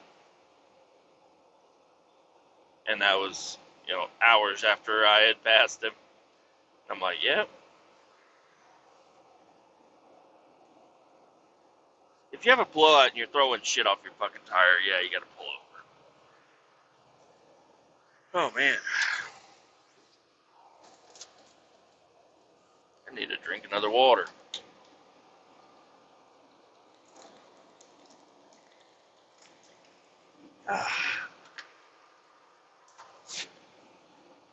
Oh, boys. Well, thanks for hanging out with me. I'll let you know how things went on the next one. Keep all 18 down. Have a great day. Bye. Okay, I decided not to end the episode quite yet. Figured this has got to be added on there. This particular job, it used to not be really that really interesting, but I'll tell you what, I think this is going to be an interesting job every single time I do it from now on. Just because of the conversation you have to have, because I come there all the time, but not enough that they know who I am. So let me just tell you all of the things that happened while I got here. Or before I got here, I stopped and I ate lunch. And I talked to an old coworker on the phone for a while. And talked to him about all kinds of stuff. He uses this AI system. I don't know. All right, I'll get into that shit later. Fucking dumbass. All right, I'll tell you about what the fuck is really important right here. Can't believe I was gonna get into all that. All right, this is just to end this episode. I get here. This is a different truck than I normally take here, so it does not have their safety badge. Not a big deal. The old man at the guard shack understands what's up. He brings me out a badge, and it's just a badge you throw on your dash, and it just stays there for the entire year. And then I drive up the hill, and I go inside, and guess what? Both hot chicks are in there, and I'm watching them eat their lunch. I'm being a little weirdo, but I'm hiding behind my aviators. And the lady, she's like, all right, I'll let them know that you're going to be at the sample rack. I said, hey, hold up. Is there, the guy, last time I was here, the guy said, I can just drop it underneath the canopy, wherever there's an open spot. Oh, he said that? I'm like, yeah. And I said, yeah, because I'll just dump that off, and then I'll grab the empty, and I'll get out of here. And then the hot chick heard about it, like the older hot chick. Not older. She could be my age. I don't know. But there's definitely a younger hot chick in there, too. But not too young. She's working, okay? She's over 18, at least. She's probably at least 25. But anyways, this other hot chick, super duper hot chick, like magazine hot chick. Magazine selling maybe like a bench, like Ace Hardware or somebody hired her to do a photo shoot for a bench, and it's just this hot chick sitting on a bench. She could be a swimming suit model, but she's too reserved for that, so she don't really get into all that. But no, this hot chick comes over and she's like, yeah, they're gonna need to sample it if you're gonna dump it. I'm like, but I'm just dropping it, and then I'm gonna grab the empty. And then we went back and forth. It was a play on words right there, because she heard me talking about her dump truck. I mean, dumping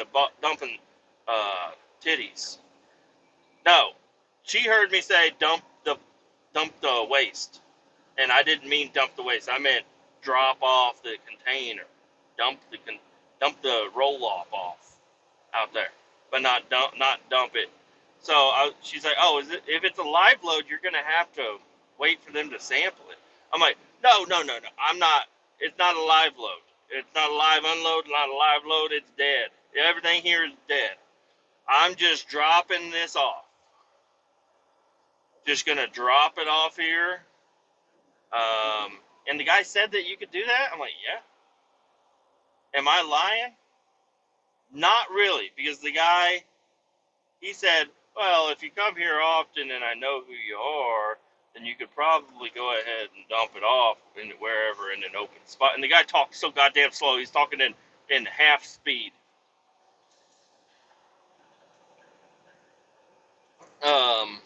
So I took that as he knows me and I can do that. That's what I was telling them. I was like, yeah, the guy that came here last time, just a few weeks ago, he said he sat here for over an hour while you guys sampled it just to fucking set it down. And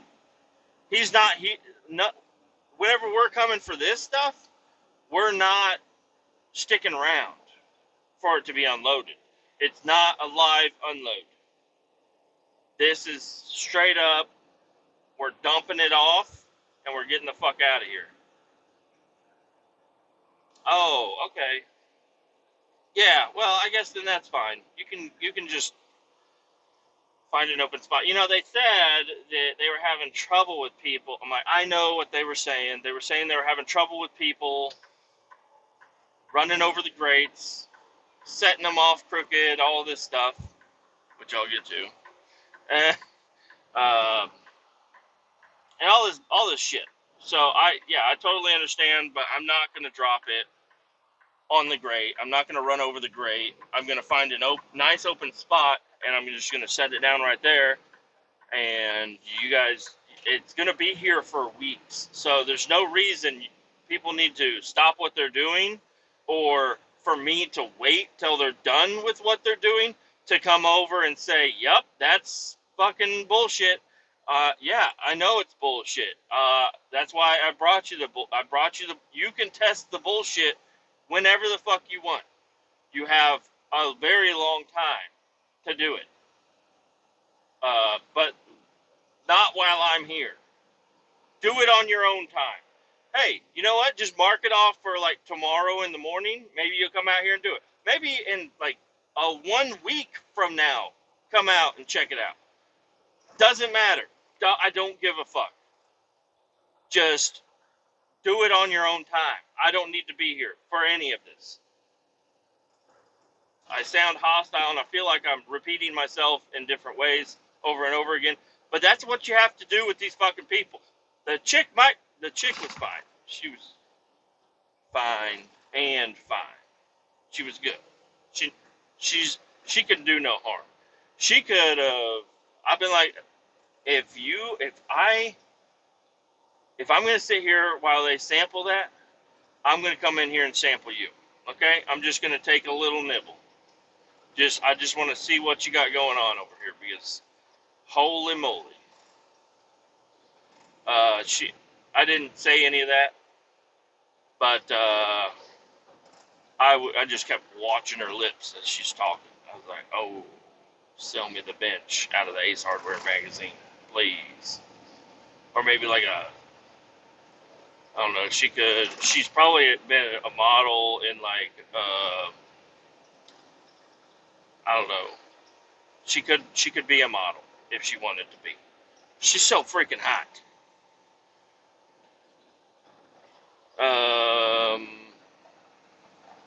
What else was I saying? So I coerce the hot chick to let me do whatever I want to her. I mean, to drop the box. So I go out there, I get in the truck, and I drive around, and I'm an idiot because you can see everything from right there, but I didn't look to see where an open spot was. I was just expecting there to be an open spot, and I pull around the side of the building or underneath the lean-to or whatever the fuck they call it, and there is not one open spot. All the spots are fucking taken. I was like, oh shit. So I had to do a U-turn, and there's some other fucking guys there that are going to be live offloading, so they are currently waiting to be sampled. Not me. I'm not doing that. And I had to do a U-turn. I almost ripped out my fucking hydraulic lines because I had to take such a sharp corner to fucking get over there or whatever. But everything ended up fine. Did a U-turn, go to around the other side of the building. There is literally, I don't know. However you want me to say it, I'm probably going to say it the wrong way. One spot. There's only one motherfucking spot. Did I miss my fucking turn? What? Why does it say there's a stop sign ahead? I'm not turning here. I didn't turn here earlier. So there's only one spot available, and it's kind of a hill spot. Like there's quite a bit of a fucking hill. But not a big deal. It'll be fine. Everything will end up just fine. Now, looking back, there's a couple of things I should have done.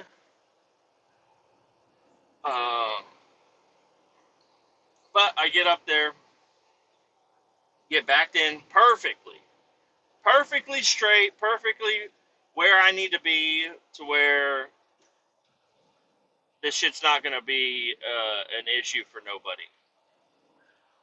Jesus. I got to pass you right at this fucking steep-ass drop-off.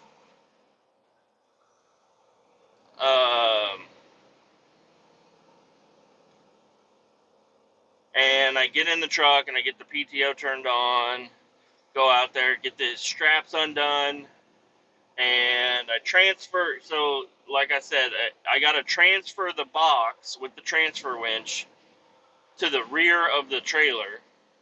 And then there's no brakes. There's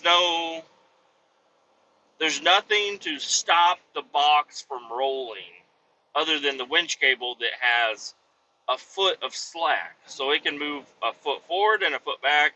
And if it's all the way at the back and it starts to roll forward, it can roll an entire 2 feet forward. If that makes sense. I hope it does. It does to me. But I'm on a fucking hill, dude. So I'm able to transfer to the back of the truck. But in order to release the tension off of the transfer winch and hook up the main winch, it's my turn. I got to keep the box from rolling. I got to get the slack. I got to get some slack in the line of the transfer winch. And so I grab my DOT bar, my load bar, whatever you want to call it, there's slots in the rail. And I shove it down in the rail, and then I slowly try to loosen up the box. But it's just pushing the DOT bar out. So then I grab a hook, because there's these big steel metal hooks that go into those slots. So whenever you load it in the middle of the trailer, you can put a stopper up at the front. I grab one of those, but there's not really anywhere I can put this that's going to fucking matter. So I lay it on its side, and it's got like these 2 pieces of 1/2-inch bar stock welded to the side of it to keep it, so whenever you set it in its slot, it doesn't slide all the way through. It'll stop at those bar stocks or whatever. So I lay it sideways, and right where the bed goes up and the main frame of the trailer is there's like a little gap, and that bar stock fit perfectly down in there, and I was able to stop the movement of the roll-off box.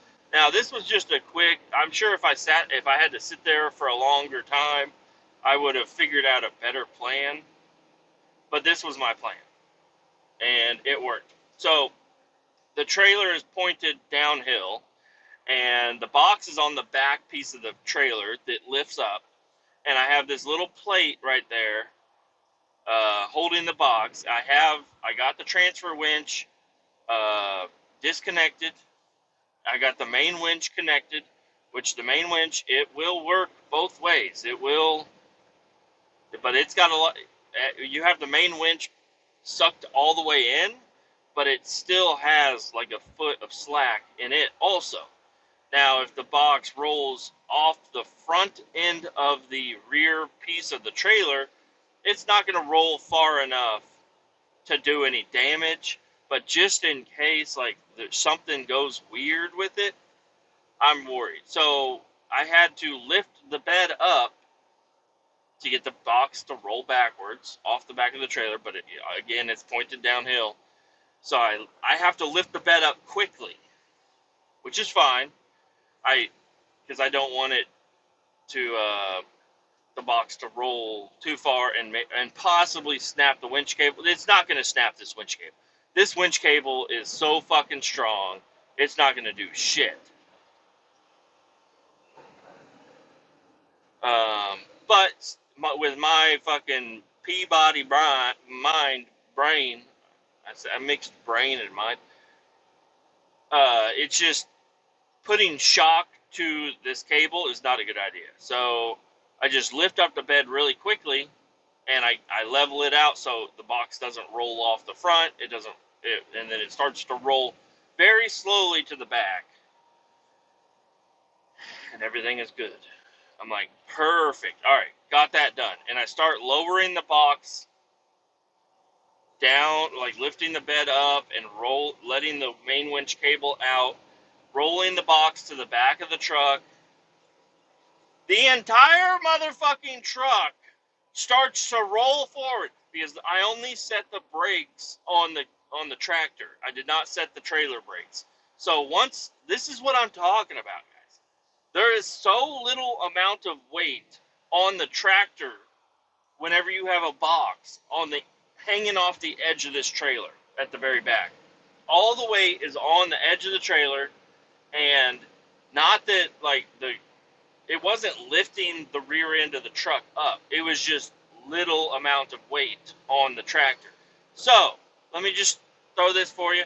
I'm trying to carefully drop this box. I have it lifted up at like a 45-degree angle, and I'm lowering it down, and it's almost touching the ground. And then the entire fucking truck and trailer and box and everything starts rolling down the fucking hill. And I hurry up and I fucking lower the bed down, and it rolled like, I don't know, 12 feet, which is fucking insane, okay? I'm not going to tell anybody else about this. And I run to the cab after it had stopped as I was running, but, because the hill that I'm on, it levels out down at the bottom. So once the tractor got closer to the lower part of the hill, it stopped. But I got in there and I set the tractor or the trailer brakes also. And I'm like, how fucking dumb am I? But also, it's like I was not expecting any of this to happen. And I'm on gravel. And where I'm dropping the container is on a sloped concrete pad. Now, that's what I might get called about. So I'm like, fuck. So I go ahead and drop the container the rest of the way down, all the way down to the ground. But 4 foot of the fucking container is still in the gravel. And all the other containers are fully on the concrete.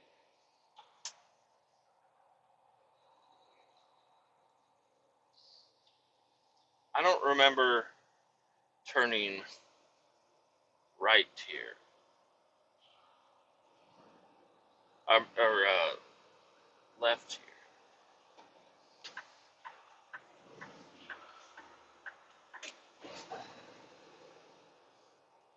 Not there, right up here. Okay. So I get the brake set and I drop the container. The rest of the way, it's still sticking 4 off into the gravel. And then I get in the truck and I try to back it up, but there's not enough weight on the tractor axles to push the truck and trailer up a hill and the container. And I was also worried because it's on a sloped concrete pad. So if any of these boxes leak, they goes into a drain and it will not go out into the gravel or anywhere else. So that meaning, and there's no brakes on these fucking containers or anything like that. So that means if I start pushing this container and I get it to where I want it to be, well, if it starts rolling further than that, it's going to run over the grates. And that's the main fucking thing that I was trying to tell. Like, I think that's the only reason all these other complications with, getting the samples and all that shit happened is because people were running over the grates and fucking them up. And now, so I'm like, I have to push this backwards. I have to get it on the pad.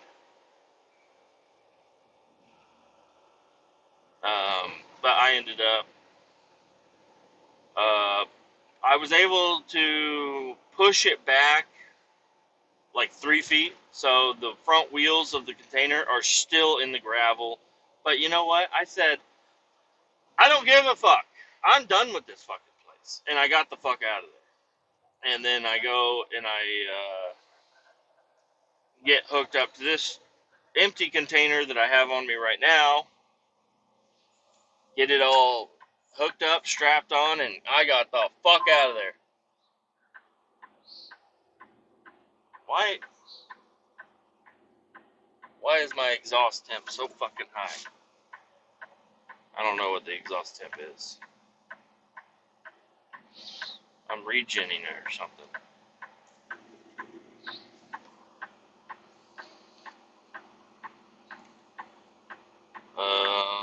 Oil temp is fine.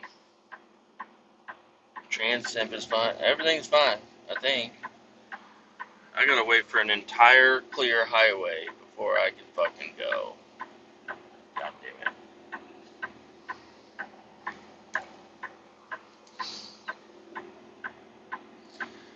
Oh, fuck me. This fucking sucks.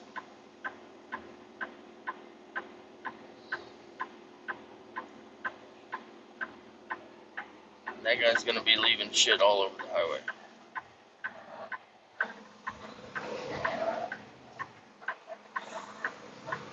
Take out the fucking stop sign.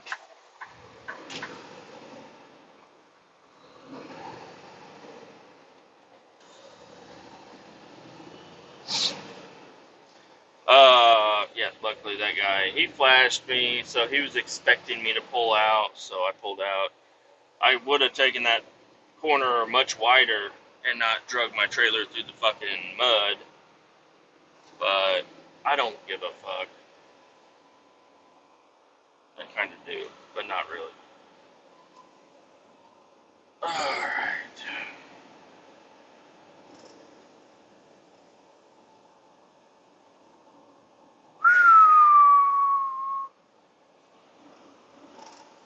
So, got it all hooked up, and now I'm headed back, and I shouldn't have any more issues. All I got to do is just follow this highway to the next highway, and then that highway to the next highway, and then that highway down to where I'm going. And, it's 3 hours away. So just going to be doing some highway driving for a few more hours, and then dropping this container off, which will be easier because it's much easier dropping them than it is picking them back up from weird angles. So I can drop it and put it at a decent angle this time. So next time I go, if I have to take this truck and trailer, it'll be lined up better.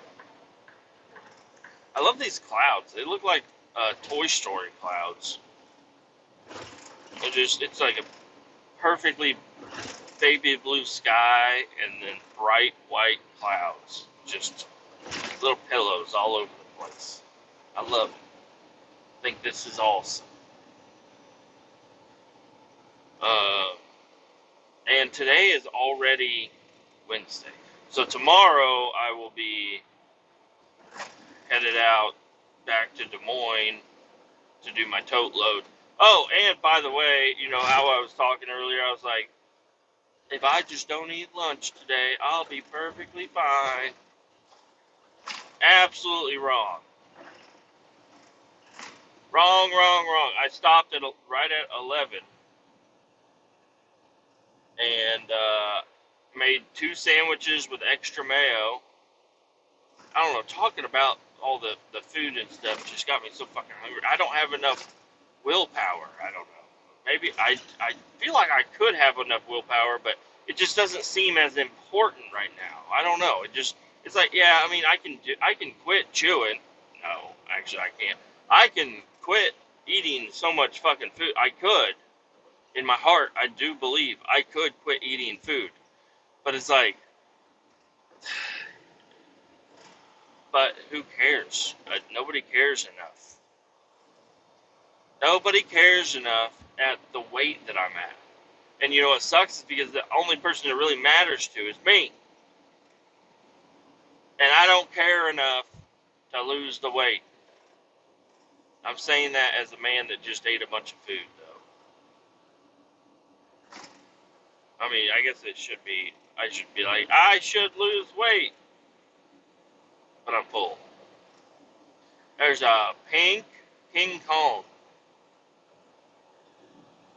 Not pink. Why did I say pink? It's purple. Purple King Kong. They're fireworks. Superstore.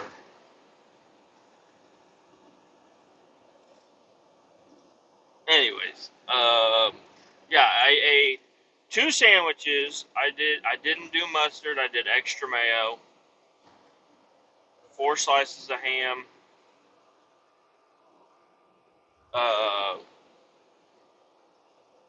1 slice of cheese. 5 pickles each. On wheat, stretchy, chewy wheat bread. Not good. And then I ate the chocolate bar with the peanut butter and the granola. I ate that. And then I ate the golden teddy bears, Teddy Grahams. And then I ate, what else was there? Oh, the trail mix, the little bag of trail mix. And I also went inside the gas station that I was at, and I grabbed a bag of chili cheese Fritos. They're fucking delicious. And a peace tea.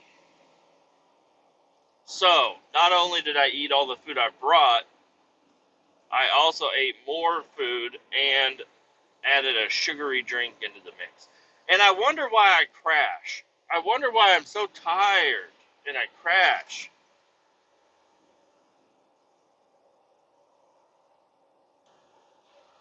Just one of those things, I guess. I don't know.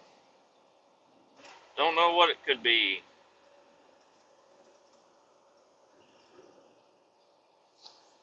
And, yeah, and I didn't even feel bad when I was eating it. I just ate it. I said, I'm hungry. And I just ate it all up.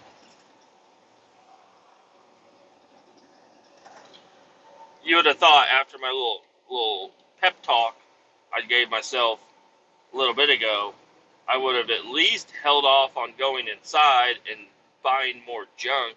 But I don't know what the price of chew is out here, but I got a peace tea, a bag of Fritos, and a can of chew for $11. If this was 2007, you'd be like, that's all you got? But in 2024, be like, damn, that's a pretty good fucking deal.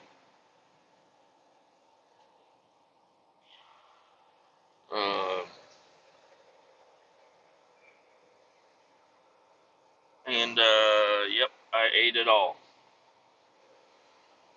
The one thing I could have done that would have been less harmful was put 5 pieces of meat on my sandwiches. I don't know. After listening to as much Joe Rogan as I have, I feel like you can eat as much meat as you want. and it doesn't matter. You can pig out, be like an animal, like a just if a tiger goes out and makes a kill on a hyena.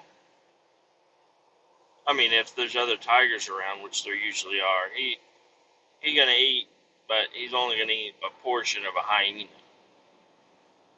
But let's say I like a coyote. He grabs a chicken out of somebody's backyard. He eats that entire motherfucking chicken, and then he's good. He goes takes a nap. And the size of a chicken versus a 30 or 40 pound coyote, that's a lot of fucking chicken. And he eats the bones too. Okay. Uh, but for I guess I can tell you my weight because all right. So my weight fluctuates a lot. I don't check it all the time, but when I do check it, I'm like it's usually either 10 pounds higher or 10 pounds lower than what I think. But I usually stick around 270. It said 285. I said, "Whoa!"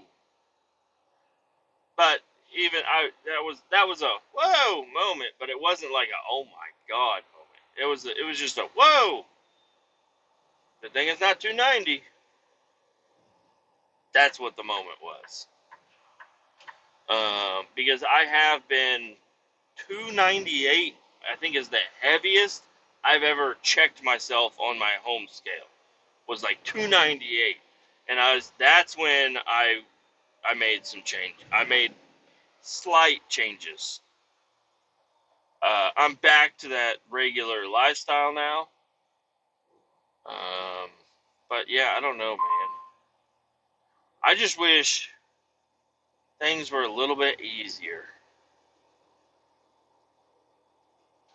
And you know what? Me stepping on my soapbox right here. Losing weight will make everything easier. Working out and exercising your body will make getting up off the couch easier. Uh, Being less fat will make things easier. Being less fat will make you get up off the couch easier. You're lifting less of the gravity of your fucking, unless you're talking to Terrence Howard, because he don't believe in gravity. He believes in like pressures or some shit. I don't know. But less weight of your body to pick up off the couch will make things easier.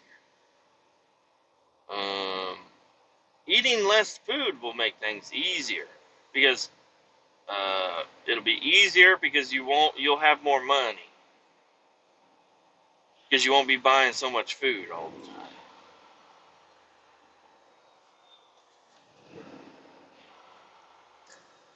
It'll be easier because I'll think, am I having a heart attack? Less often. I'm like, oh man, I think I'm fucking diabetic. I won't think that as much if I was a little skinnier. This motherfucking thing keeps saying, your exhaust is on fucking fire, dude. I don't even know where my fucking pipe is. Oh, it's right there. It ain't glowing, so I think it's alright. See it in my mirror. Yeah, things would be easier if I just put in the work, which is it's kind of counteracts each other. Kind of stinks. Smells like death in here. And it kind of stinks. Yeah, you have to put in work to make things easier. It's like, what the fuck? What are you talking about? You could just go on like the meat eating diet and change nothing else, or just throw the bread away. Throw away the Teddy Grahams, the chocolate bars. Like, just don't eat those things. Just eat a meat stick.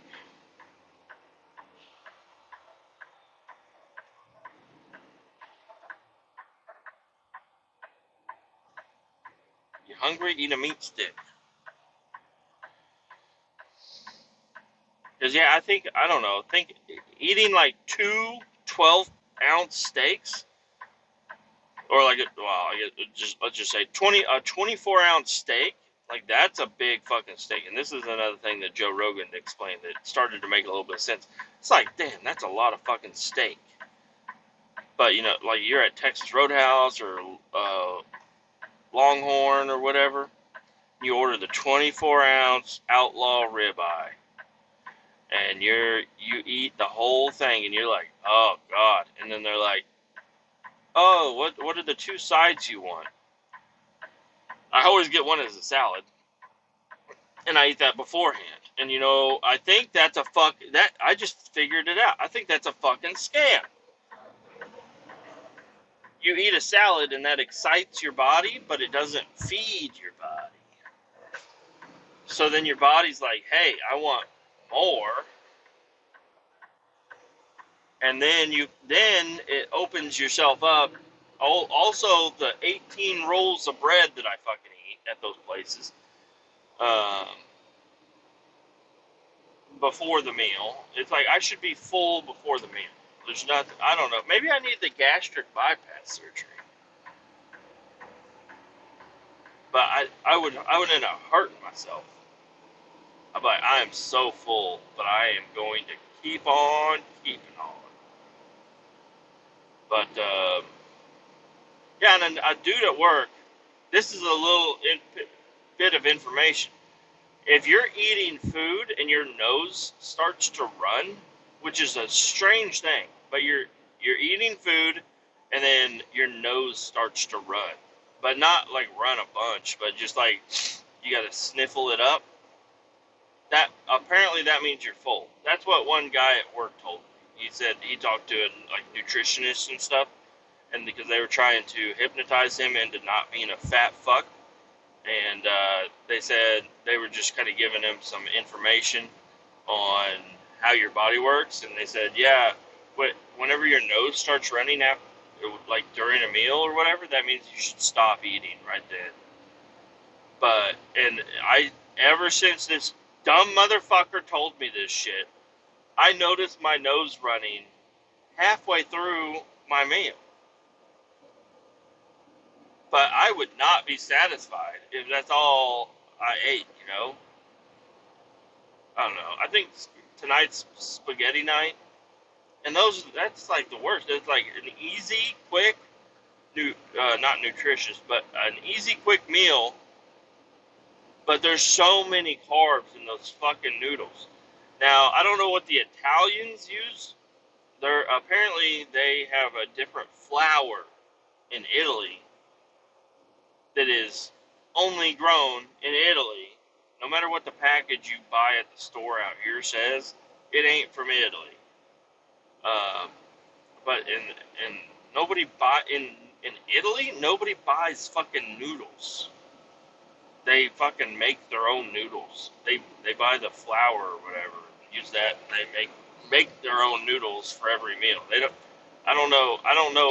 I highly doubt anybody in Italy is like, oh, pick up some fucking spaghetti noodles on your way home. We're going to have spaghetti tonight.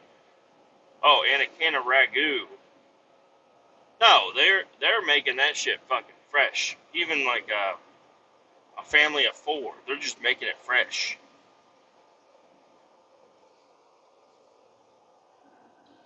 And I'm not saying making it fresh is better. It is, but the flour that they use is less fucked with over there.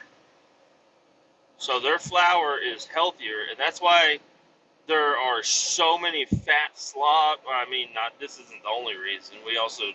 They don't do. I don't know if Italy is part of this, but a lot of places that aren't the United States of America, they don't give you a refill on your drink.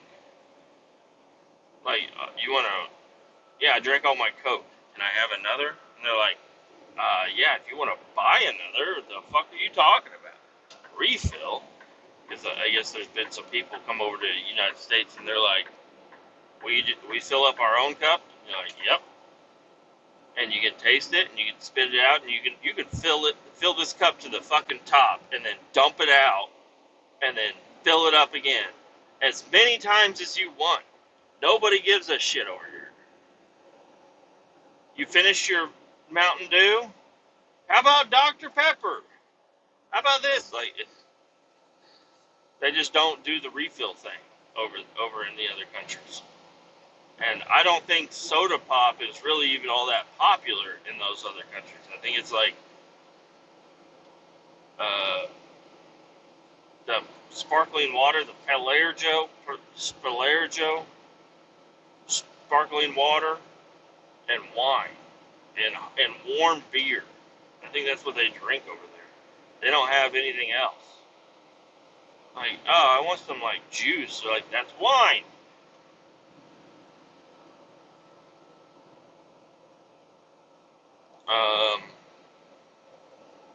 But, yeah, part of me just really is not okay with the way we do things in the United States. It is uniquely American. But just because it's uniquely American doesn't mean it's fucking good. Like, people die every day because of a cheeseburger. They eat too many goddamn cheeseburgers. They're on diabetes medication. Everybody's fucking shooting up Ozempic and fucking masturbating in a closet or something.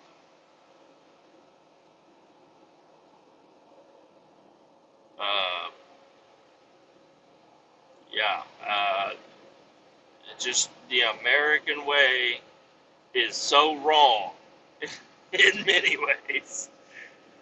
The food, and I'm not saying it's a general public's fault either, because you go to the grocery store, if it's not a Whole Foods, you go to like just a regular grocery store, and even Whole Foods sometimes, like everything is pumped full of cheap chemicals that fuck you up.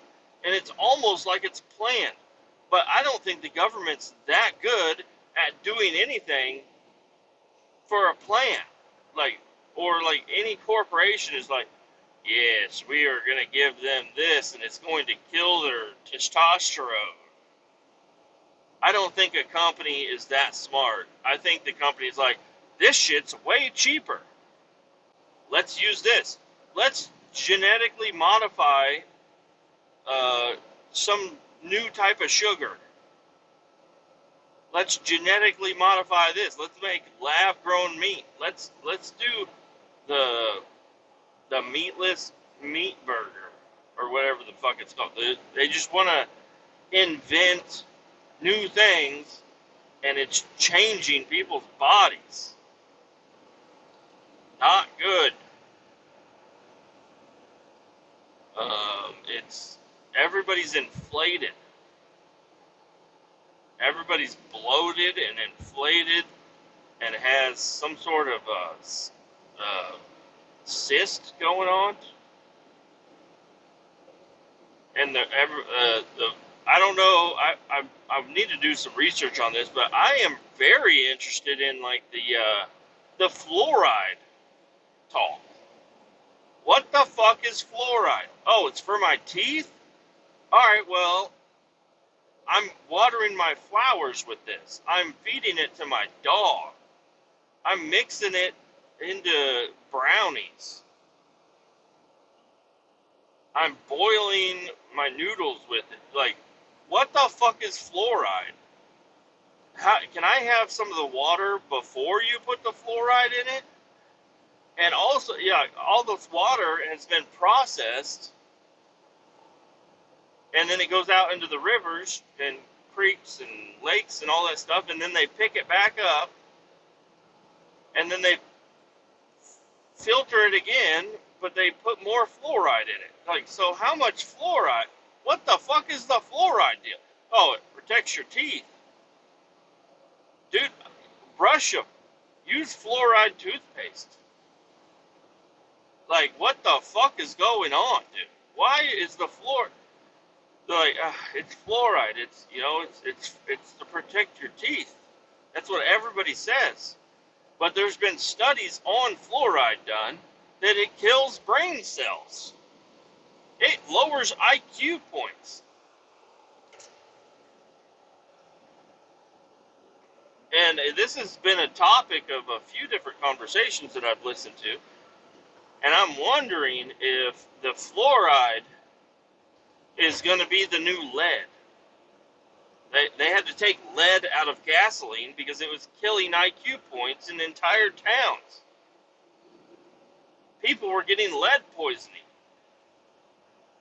The fluoride, I don't know, man. I'm speeding. Sorry, I'll slow it down a couple miles. Get that fluoride out of here. And it really sucks because all I drink is tap water. And I need to do more research on this. These are just thoughts that go through my head. I am not studied up on any of this shit. I'm just really spewing shit that I've heard. But how do you get the fluoride out of water? That's what I want to know. Do you have to boil it? There's one guy at work, and he says he always drinks distilled water. He's like, I only drink distilled water. And I've always heard that drinking distilled water has a lack of nutrients. So whenever the water goes into your body, instead of spring water or whatever, regular tap water, even though it's got fluoride, it's got other sorts of nutrient type items in it. I don't know. It's kind of like a vacuum. Like the vacuum on the tap water that we got is full, but whenever you drink distilled water,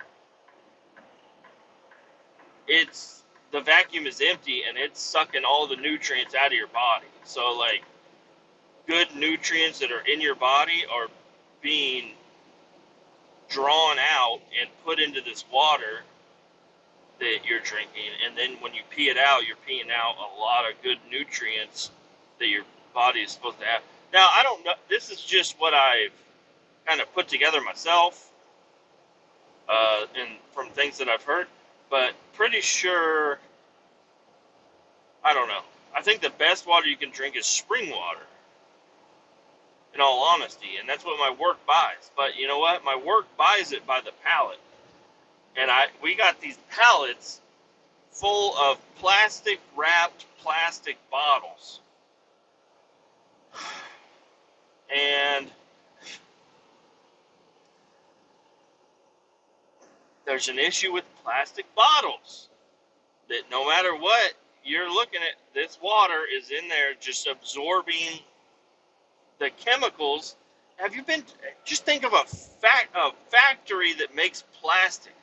How gross and disgusting that place has got to be. The chemicals that they make plastic bottles with, like, oh, it's just another plastic bottle. Okay, well, melting plastic or burning plastic in like a campfire or whatever, it's got that black smoke. It's a clear bottle. How's that black smoke coming from a clear bottle? Because it's chemicals burning. And do they say to breathe in those chemicals as you're burning it? Like, oh, I'm burning a lot of plastic. I better go breathe it in. No, don't. And those same chemicals that are getting burned in the campfire are slowly leaching into your water from the bottle. Now,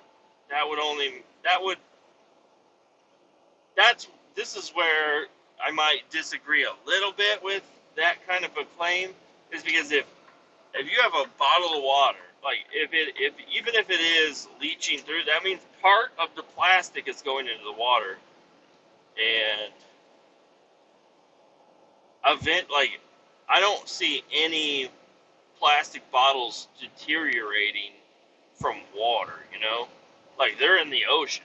They're out there in the ocean for decades, and they, other than being a little dirty and crumpled up, they're still the same plastic bottle. That doesn't mean that gramolines, or whatever the fuck you want to call them, they are probably leaching a little bit into there, but I don't know. So I understand there's like a BPA free plastic, and that's what the expensive water bottle, not individual used bottled water, but like uh, little little cups and mugs that all the fucking basic bitches run around with the straw. Um, those, some of those are like BPA free, and that they can charge more because it ain't got no BPA. I don't know what the fuck a BPA is, but I don't know. This is just drawing me into more and more conversations. I'm just compiling on you guys right now. All I wanted to do is tell you about fucking hot chick and almost losing the truck down a hill.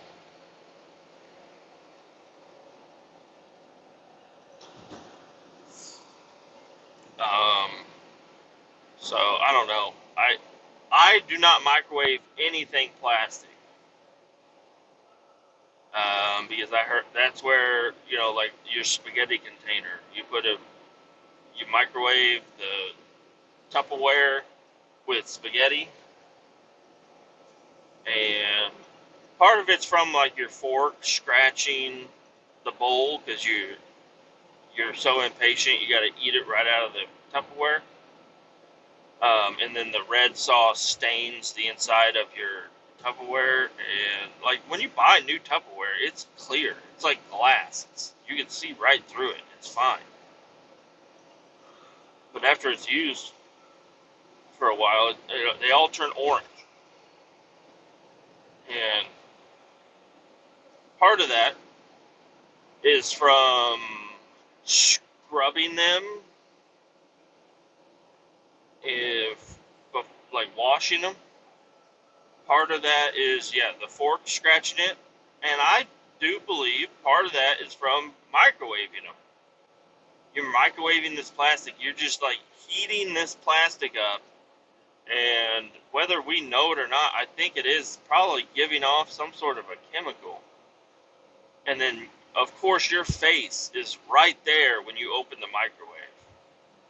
Your face is right there. So any of the chemicals, if there are any chemicals, that you're just immediately blasted with these fucking chemicals from your microwave. Now, I don't know. Some microwaves, they have like the vent fan or whatever. I don't know if the vent is directly connected to the inside of the microwave or not. I honestly don't know how microwave works at all. Uh, they send radiation into your food, and that excites the molecules in your food and makes them hot. I don't understand, but whatever the molecules are that get the radiation, can you put some of those in the middle of my hot pocket, please? Because the middle of my hot pocket is fucking cold, and but I leave it in there long enough to heat them whole motherfucker up, I can't eat it until it's cooled down. It's like, what the hell's going on here? Like if I'm microwaving chicken fries for my kids or whatever, why do the outside ones get hotter faster? And I always got to flip them and rotate them and mix them up a little bit. Like, what the hell's going on there? Why is the microwaves only going for the outside chicken fries? Now, I always microwave on glass or porcelain, the plates that we've had for years. But then you got to think I don't know, it just makes you think, man. It just makes you think. You got think about your plates. They come from the store. They probably have something on them from the manufacturing process. Then they're wrapped in plastic or styrofoam or whatever, put in cardboard boxes, shipped on a truck. They go to the store. They're unloaded. They're set on the shelf. People are walking by, breathing on them. And then you buy them, you take them home, and you clean them before you take them. But how are you cleaning them? You put them in the dishwasher. All right, well, there's rubberized coating on all the dishwashing pegs, and you're putting in a plastic wrapped dishwashing balm or whatever the fuck it is in there, and then it's just in there blasting your plates with fluoride water and plastic detergent, and then you bring it out, and then you microwave it. It's like, I don't know, man. Maybe I need to start investing more into like alcohol, like rubbing alcohol compound, and just rub everything I own down with a little bit of rubbing alcohol and some cotton swabs. What are cotton swabs? How the fuck are those made? Cotton balls?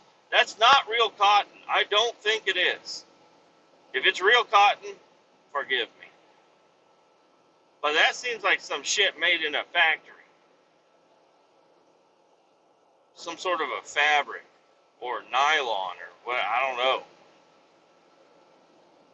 And then you got to think about, like, all right, you're already exposing yourself to chemicals and chemically modified foods that's stored in plastic bags inside of your plastic refrigerator. And then you're sitting there staring at a screen. You have a blue light filter on your screen. You're just staring at 4 inches from your face. That's got signals coming from radio towers and Wi-Fi boxes that I have 6G. The fuck is that? I don't know. I got it whenever I got my Google internet, Google Fiber internet. I've got 6G signals, 24 hours, spreading out throughout my home, going to these devices that are pulling signals from radio towers. Oh man. Oh man. Oh man. I'm sitting here wearing a headset made out of plastic, talking into it, to a phone that's receiving radio signals, driving a truck that's got radio signals coming from it. I'm not talking about radio like FM, AM, all that stuff. I mean, those are out there too. But I got like a GPS tracker on my truck, tracking my every move. And then a lot of these truckers, not me, luckily, got a camera sitting there just watching you with some fucking bitch ass motherfucker on the other end of that camera just watching you, waiting for you to touch your phone. Touch it! Touch it! Touch your phone! I'm gonna fire you. You're gonna be fired. Now, in my experience with my job, I am getting into the back of a trailer every Tuesday and Thursday in a fiberglass trailer with no venting, full of totes that are plastic and metal, that are full of some sort of a chemical rinse water that smell like sulfur. The ones yesterday smelled like broccoli and cheese. What did I say they smelled like the other day? It was like ammonia. There's like a strong ammonia smell coming from it. And I'm just in there breathing this in, pushing these toads out the back. They like one yesterday splashed up and got all over me. Then it was all over the floor. I don't know. What if I became Amish? You know, I think becoming Amish would be cool if I could have my 79 Chevy truck and also listen to fucking Leonard Skinner. You know, let me be Amish and play video games. Offline. I'll do offline video games. Let me be Amish, but I don't want to have to I don't want to be shunned, you know? Is there a way I could be Amish and do a podcast?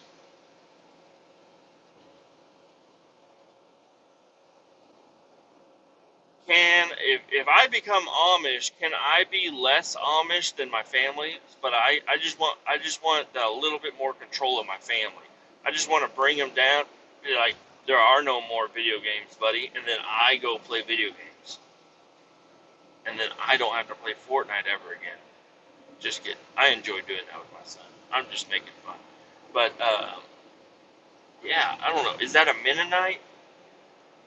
Is that Knights of Columbus? I want to be Amish with solar panels. Can I do that?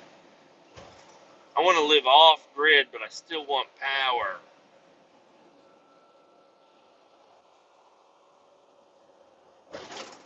Can I be Amish and chew tobacco and get twisted on twisted teas? Please? I want to be Amish and have a job that pays good money. And I don't want to give away my money to the Amish.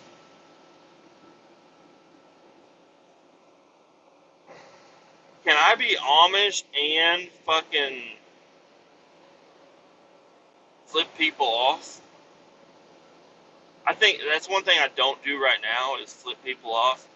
But if I was Amish, I feel like I might start flipping people off.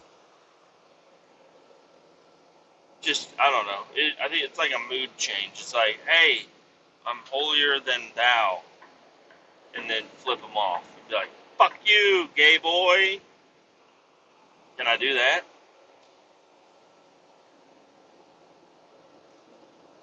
I don't know. These are questions I have. But it would be, I think it would be nice if companies could slowly, not fast, slowly start transitioning back into real food.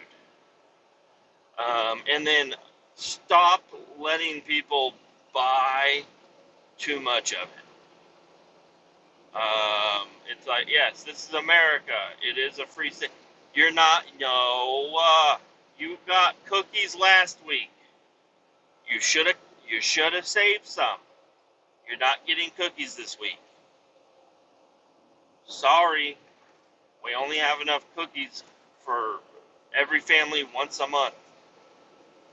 Yeah, better enjoy them. Don't eat them all at once. You want some milk? Pasteurized or unpasteurized? Unpasteurized. You want it warm or you want it cold?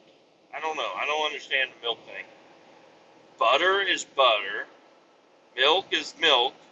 It came from a cat. Like, you go to the store and there's just a bunch of dairy cows out there. And then you just click a button that says, yeah, I'd like to purchase milk today.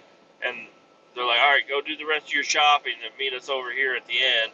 And then they give you a little slip of paper that says you're going to buy some milk. So you go there and then you buy milk.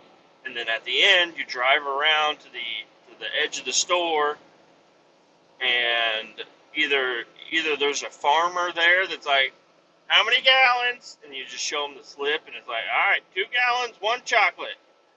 And he just starts squirting fucking udders right into a jug. Fills them up. And then there's like this case that you have that you take with you every time you go to the store. But it's like an ice case. So they just slip that milk right into an ice case. By the time you're home, you have cold milk. And then he's also sitting there with the Nesquik or the Ovaltine. I don't know if Ovaltine is good or not. That's kind of at the point in time where people are starting to figure out that they can put fucking horrible chemicals in shit and sell it. So I don't know if Ovaltine is still around or if it was good even when it was around. But he's got some sort of a chocolatey powder mix that's not as unhealthy. And he just throws it in there, throws a scoop of that at the bottom of your milk jug, and then fills the rest of the way up with fucking milk. Fresh farm milk. And then gives it to you. And then on the back of every gallon of milk it says, if you get sick from this, you are going to get sick anyways. It wasn't this milk. And then boom.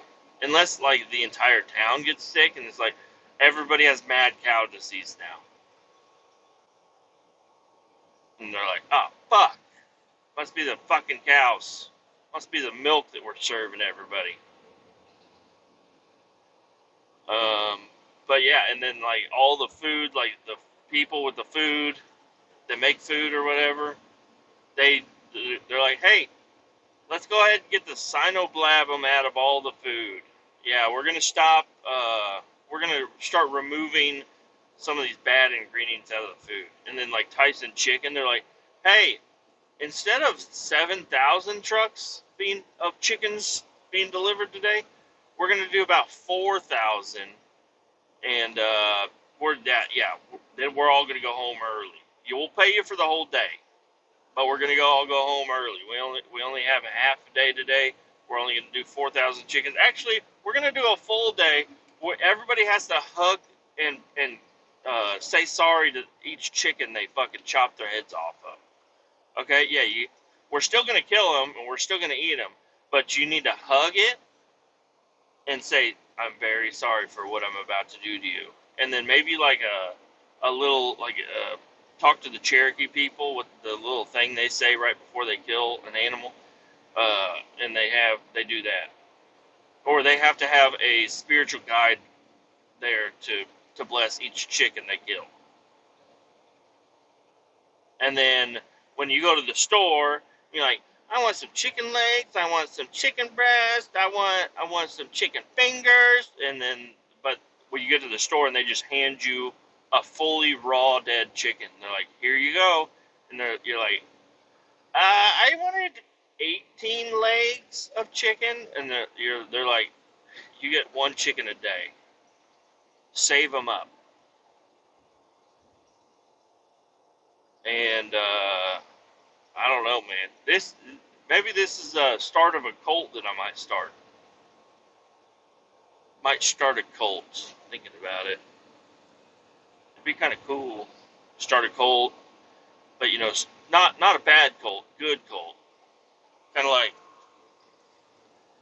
some other religions out there. That'll be a religion, not a cult. It's a religion. It's like Amish, but it's called Kletus. Are you one of the Kletus? I am part of the Kletus. What is the Kletus? The Kletus is anything and everything. Oh, Jesus! You sneaky bitch! You sneaky bitch! This fucking steamroller guy just rolled right out into the fucking traffic. I was like, oh, Jesus. I'm in a work zone. I'm doing 2 under the speed limit in the work zone.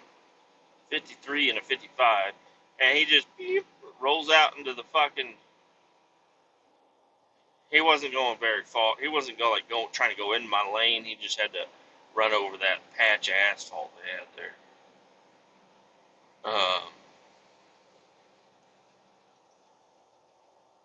Look at them. Patching holes.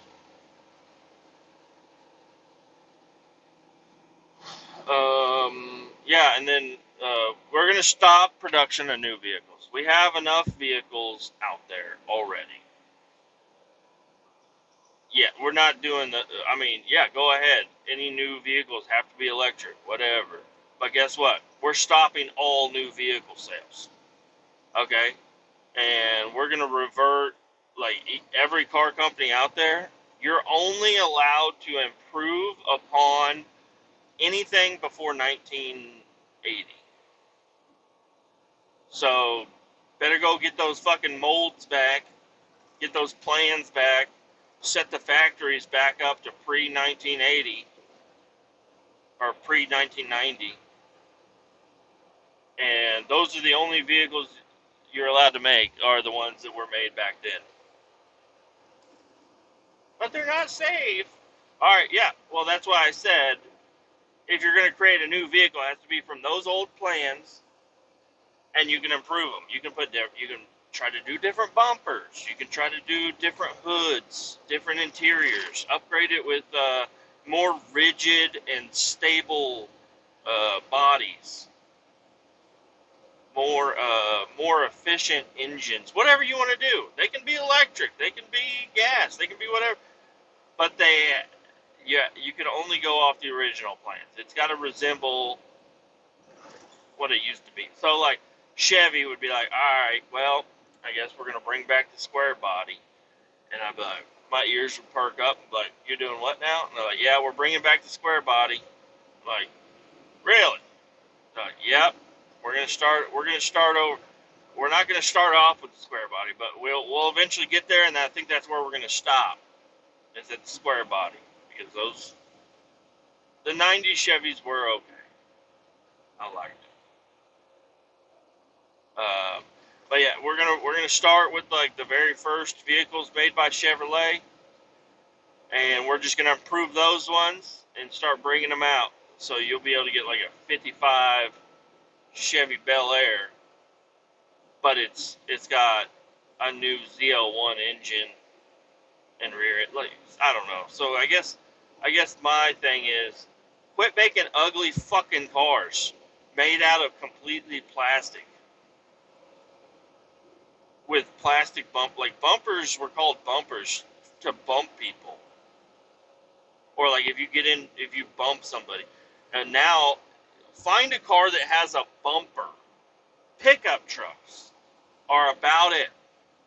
What car has a bumper? Those are just plastic shields over the bumper. The bumper is the crash bar underneath. Make the crash bars look better.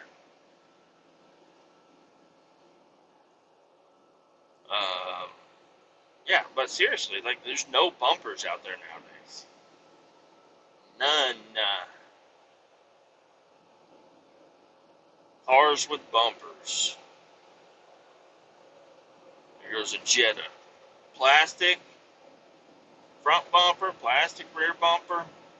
If you even slightly ding something, it's going to put a big old bubble dent that you're going to have to stick a suction cup to it to pull it out.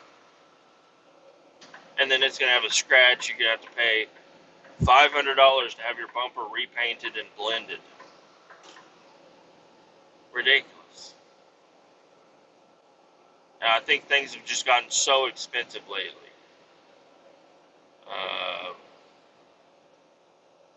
It's really starting to affect, like, Wendy's is now, I don't know if it's all Wendy's, but I heard about this, and they were talking about it on the radio a few months ago. Wendy's is going to start up they're going to increase their prices during their high traffic times. It's like, your prices are already too high, and you're going to make them even more expensive at the times when people might come to your restaurant. Like, what the fuck is that? And I don't know if that is going to catch on, but I know if you go to McDonald's, there is not a dollar menu anymore. It's a $2, $3, $4 menu now. And it's just like, what the fuck? How did you, like, increase the price by 100% and act like nothing happened, you know? Like, what the fuck happened here? Well, yeah, you used to be able to get a sandwich for $1, but now it costs $2. Yeah, $2 isn't a lot, but, you know, you that's another problem with McDonald's. I saw a post the other day of they're like, this is what Taco Bell and McDonald's used to look like, and it showed pictures of all the colorful colors and the play place, and like a little spinny deal at Taco Bell. You drop a nickel on there, you get a bean burrito. And yeah, McDonald's, there's Ronald McDonald hanging out there, and then it goes to what those places look like today. They're bland. Yeah, they look nice. Yeah, they look nice and feng shui, but they're just so fucking bland, dude. Everything's a shade of gray with one dark color. It's like, what the fuck is this? This is a You guys are not a fancy restaurant. You're not supposed to be a fancy restaurant. You are, if you want to grow and become a fancy restaurant, go do that somewhere. But you know what happened to the good old days? Back when Taco Bell was a wacky place. Now it's just message boards that you have to order your own food from. They don't even do the registers anymore, and everybody's ordering off the app, and the drive-through is out the fucking. People will wait 30 minutes in the drive-through, and there's nobody inside. And then the COVID shit happened, and people still don't understand if they're supposed to be open on the inside or not. Like, yeah, we're closed on the inside. You can go through the drive-through, but I drive a fucking semi. Like, oh yeah, that sucks to be you. Like, that's not how a business is supposed to work. What the fuck happened? Like, and I heard this. This is a joke I heard from somebody. I forget who it was, but he goes to the store and he's walking around like Home Depot or whatever. He's like, "Hey, sorry, not to bother you. I know you're busy over here doing your job and all, but can you do your job and help me get this thing off the top shelf?" And it's like you feel like, and I understood that because yeah, you go to a store and asking any of these fucking lazy motherfuckers to do anything extra other than stand around, you feel like, oh shit, better not. I don't want to bother you. Like, I know you're busy and all, but can you do this also? No, that's their fucking job is to fucking do that. The self checkout, like the other day, I refused to use the self checkout at Walmart. Brother, we stood in line forever because these employees. I don't know if it's the employees or it's the management because they only have 2 registers open out of 1,000, but they have 20 self checkouts opened up, and it's like what the? And then they're like, they're employing 2 people to run 10 checkouts because people, you got to have the special code and the card and need help over here, and it didn't scan this item or scanned. I scanned 4 of these items. I only wanted to scan 2 of them. You know, and you got to remove them, and it says it's not in the bag, but it is in the bag. It's like, what the fuck, dude? And then people are stealing. Yeah, they're stealing. That's their payment for doing your fucking job. And I know it's not it's the people that work inside Walmart don't really get to choose how things are done. It's a franchise or whatever. It's run by a bigger corporate entity that does not shop at Walmart. The big people at Walmart shop at Target.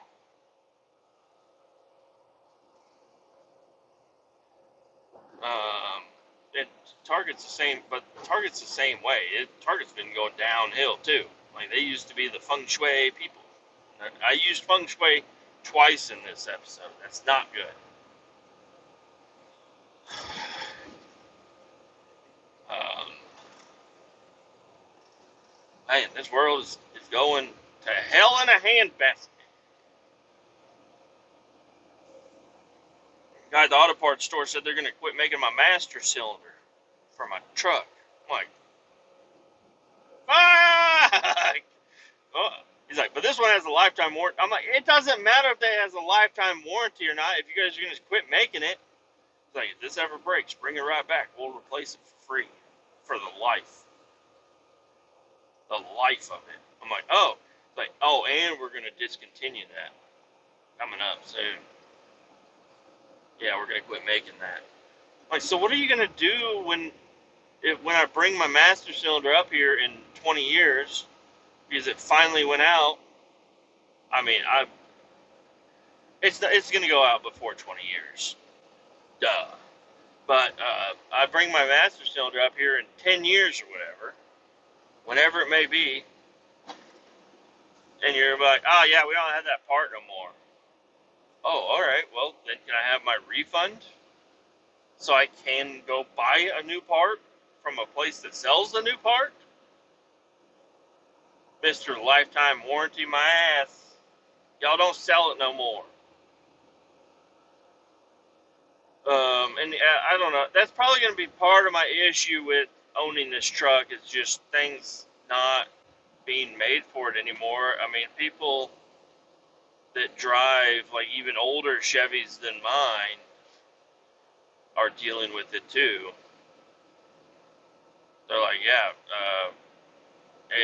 this used to be a cheap, affordable automobile that you could fix in your garage for $12 on a Saturday night, and now it costs $400 and 8 weeks in shipping.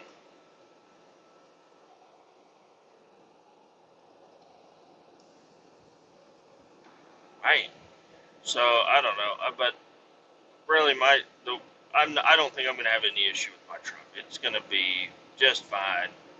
But if I wanted to restore my truck completely, I mean, we got LMC truck out here, so we got LMC truck. They will be raising their prices over the years, probably. So it will be expensive, but you'll be able to get the shit, I think. Unless LMC is like, yeah, we're gonna quit making all these parts now.